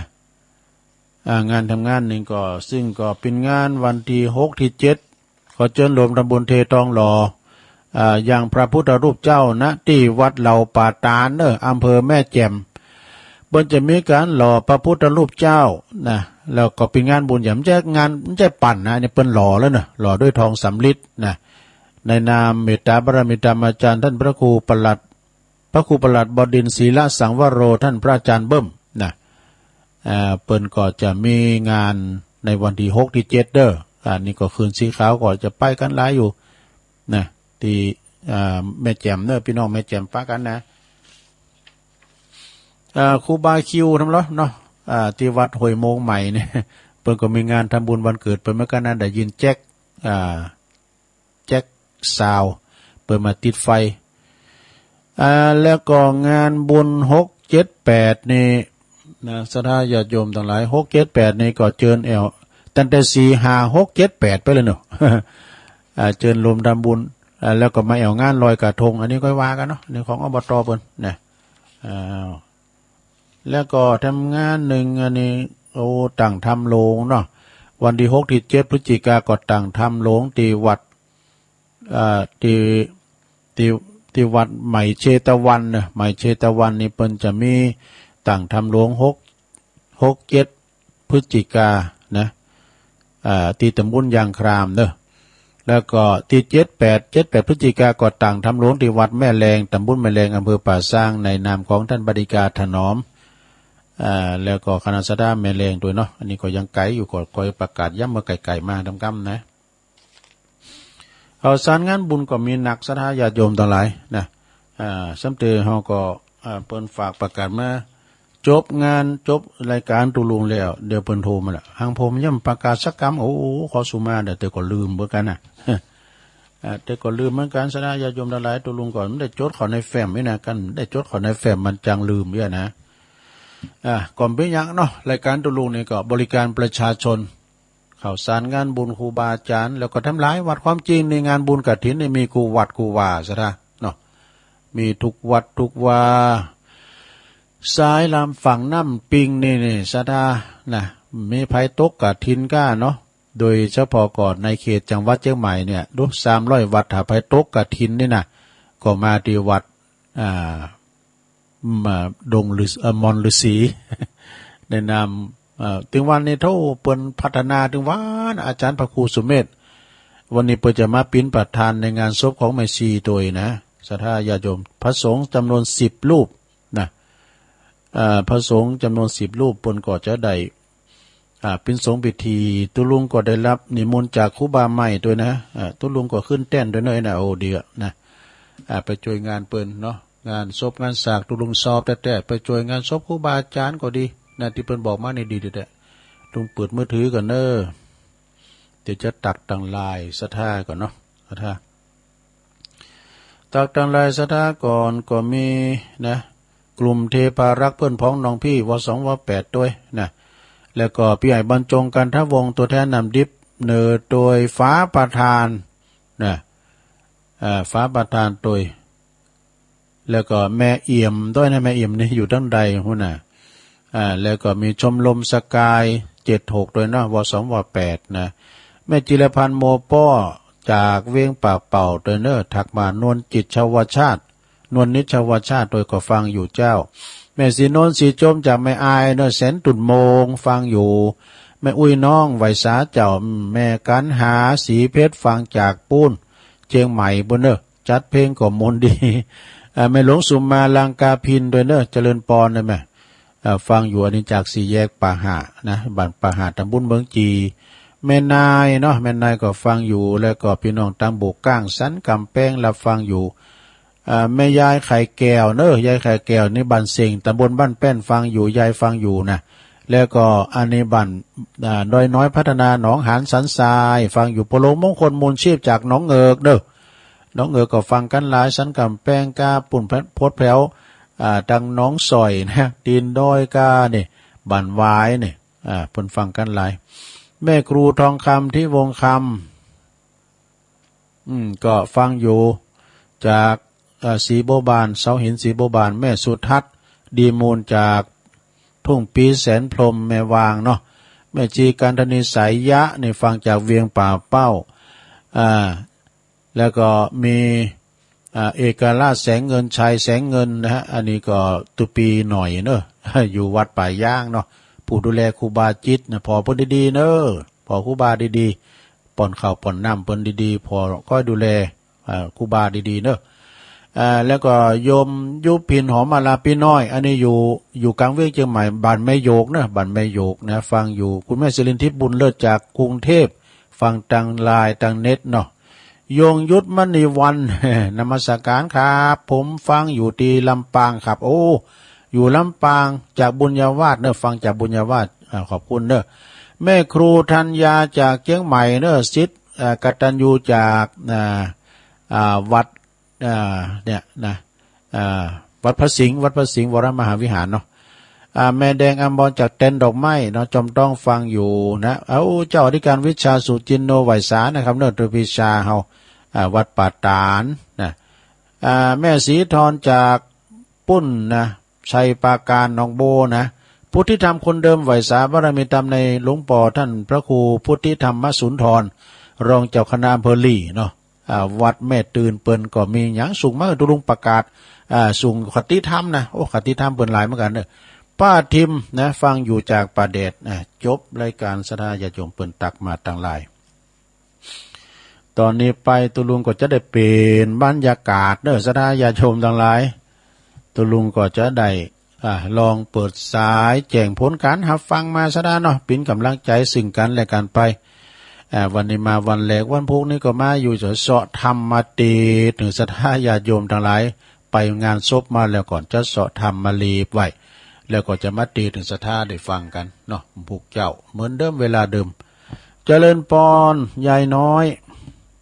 เจ้าไอ้สาเจ้าวันนี้จบเลยก็กดเลยนะจ๊ะเขาสั้นได้มันกดคำเดียวเลยเจ้าเดินยีเป็งแล้วมีแก้วสหายศรัทธาต่างหลายพอมีเจเท่าเป็นประเพณีมีมาแบบเบาที่คนบักเก่าทำมาขัดติดที่สายที่บูชาองค์พระสัมมาสัมพุทธเจ้ามีตุกตะที่เปิ้นได้เราได้บูชาไข่บูชาเจ้าเลือนายไอ้ตุกตะมันตุกเลือหลายนำมันสีสายก็บ่มีเจ้าก็ใครทำบุญกับเปิ้นเตเหล่าจักซื้อกับเขาก็บ่ได้ทานเกิดมาจากนี้มันแสนสุขานแต่ว่าไข่ทานกับเปิ้นเนอเจ้าไปซื้อแค่หมูที่เปิ้นทอดเจ้าก็มาเปิ้นเอาน้ำมันไอ้สองอย่าง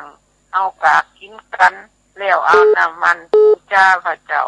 โดยอานิสงส์ที่เปิ้นได้เราเห็นดินไว้เอาเปิ้นคอนผูกต่อเนาะเจ้า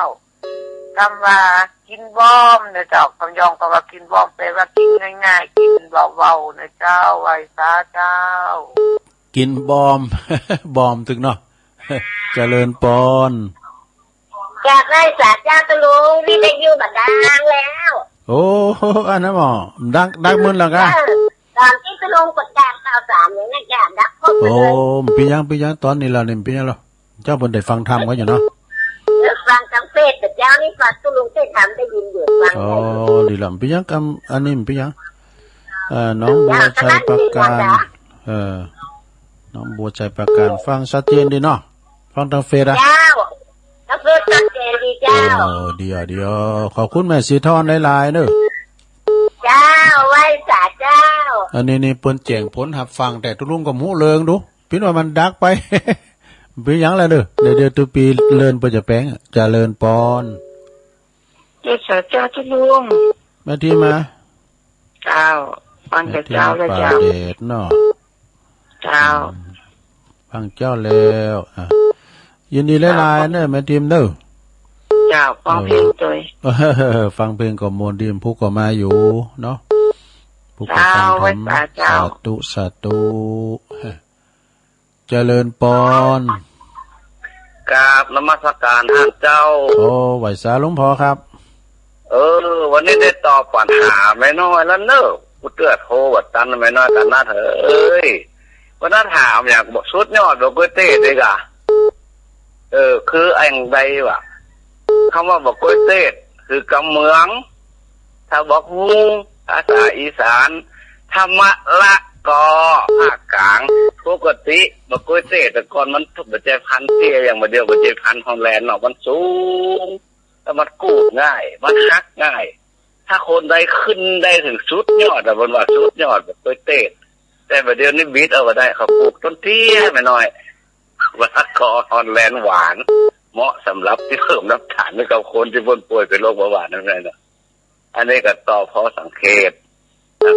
คือพวกให้พอดีปั่นเวลาปนอู้ของตุลุงวันนี้เต้นของพ่ออย่างมาไล่โผล่โลดโผนมันติดปากติดคอ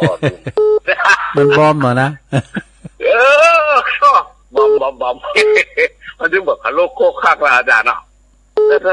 ราขอบคุณที่ประกาศเสียงออกอากาศว่าจะได้ตอดกระถิ่นวันที่6 พฤศจิกายนเนอะครับก็เชิญชวนญาติโยมมาสร้างบุญสร้างกุศลใหม่เพื่อจะได้เป็นกำลังใจในการจะได้ก่อสร้างวัดต่อไปบ่เหมือนนะลุงผมรอหลักฐานคือเป็นใบอนุญาตที่เป็นหลักฐานจากพระหมายวาจาได้ละแต่ขอใบนั้นมาดีๆบอกเกินปีนี้ได้มาแล้วก็ขอเชิญชวนญาติโยมมาช่วยกันสร้างบุญแปลงวัดใหม่เนอะเปลี่ยนจากสำนักสงฆ์ฮอมบุญที่พักสงฆ์ฮอมบุญเป็นวัดมีโจกเนอะฮอมบุญฮอมไว้ซาบุปีแล้วนะต่อไปนี้ถ้าได้เป็นใบอนุญาตเป็นลายลักษณ์อักษรโดยบักเกอร์บักเขินเนี่ยก็เต็มที่เลยนะเปิดโอกาสทำบุญทำทานแล้วก็สร้างวัดใหม่ด้วยกันโอกาสต่อไปก็จะไปนั่งกับไปสาธุลุงยอง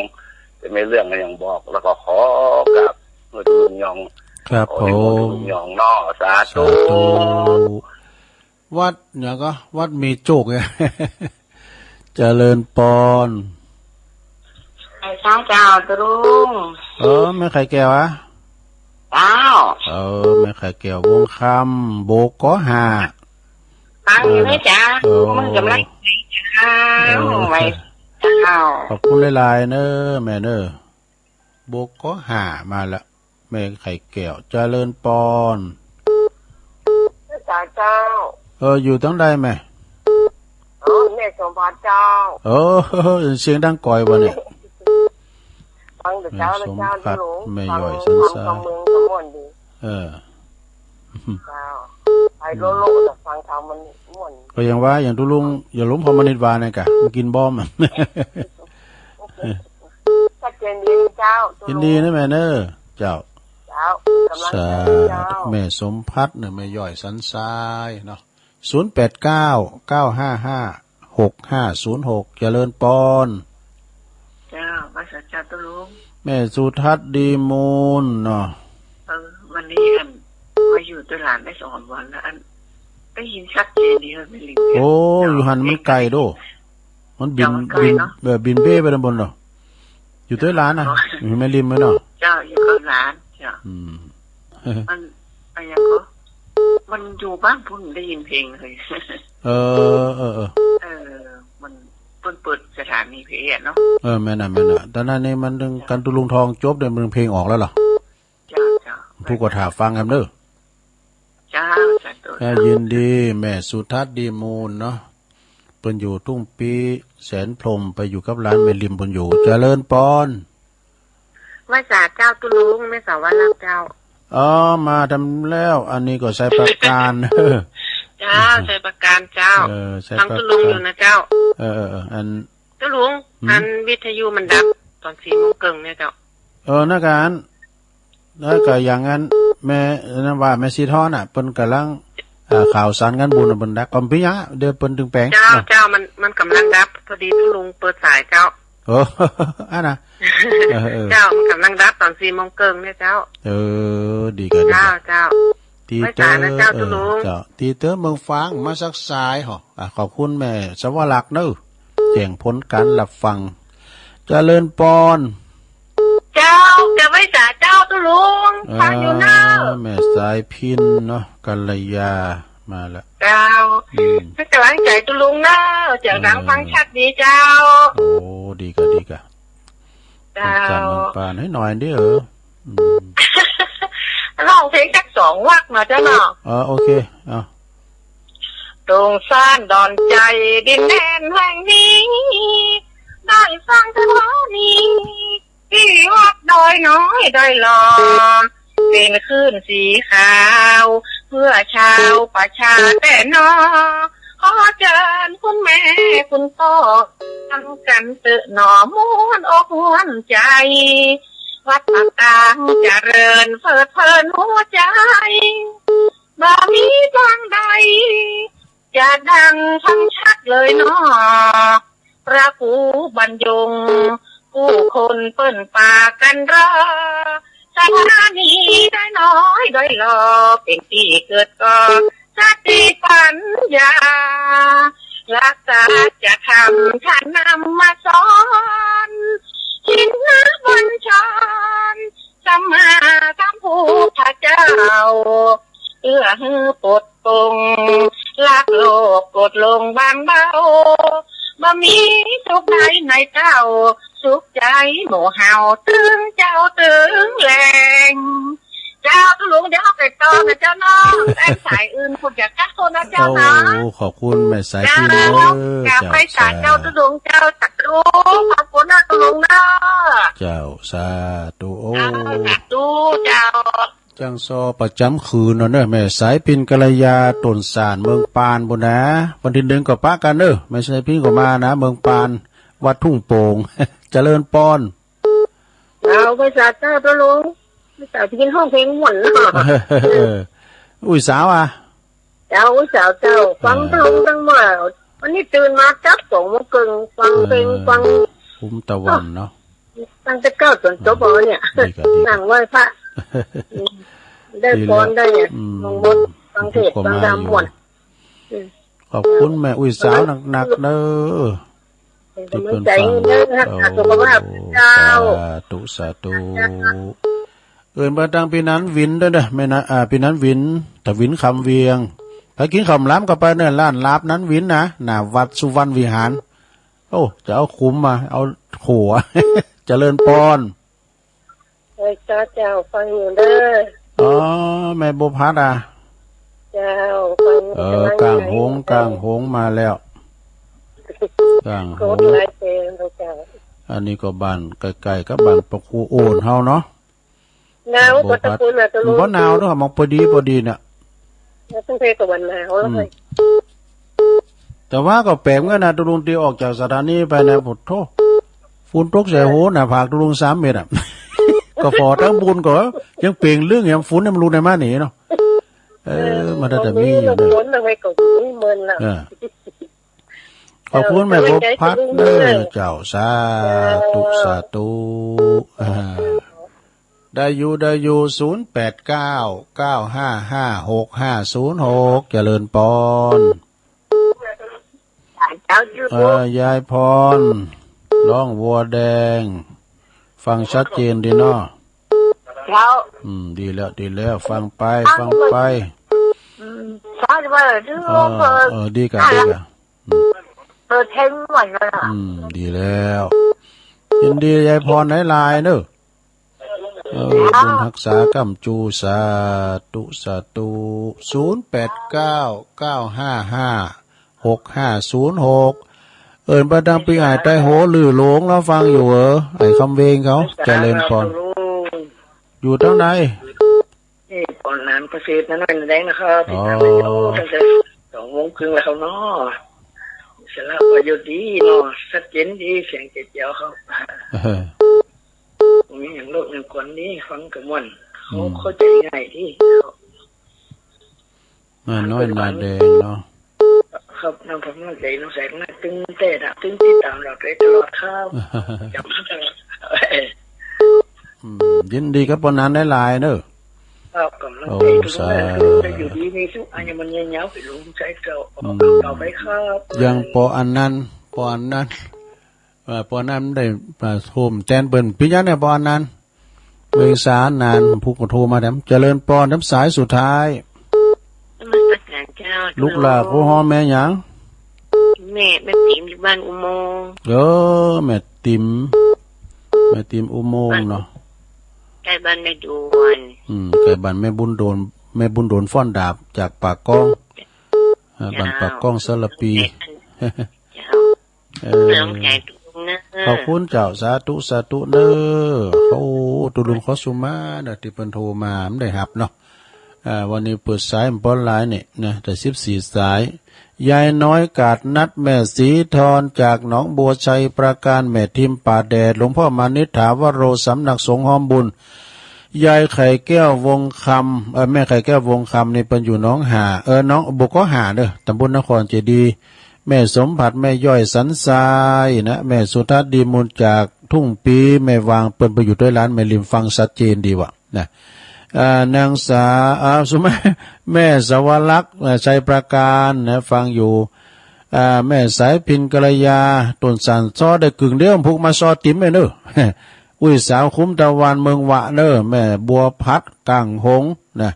ไก่กับบ้านของปะคูโอนแม่แตงบุญนะยายพรร้องวัวแดงสันกำแพงเชียงใหม่เพราะนั้นประเสริฐนาน้อยนาแดงจากจังหวัดนานแม่ติ๋มเด้อจากอุโมงค์นะได้อยู่14สาย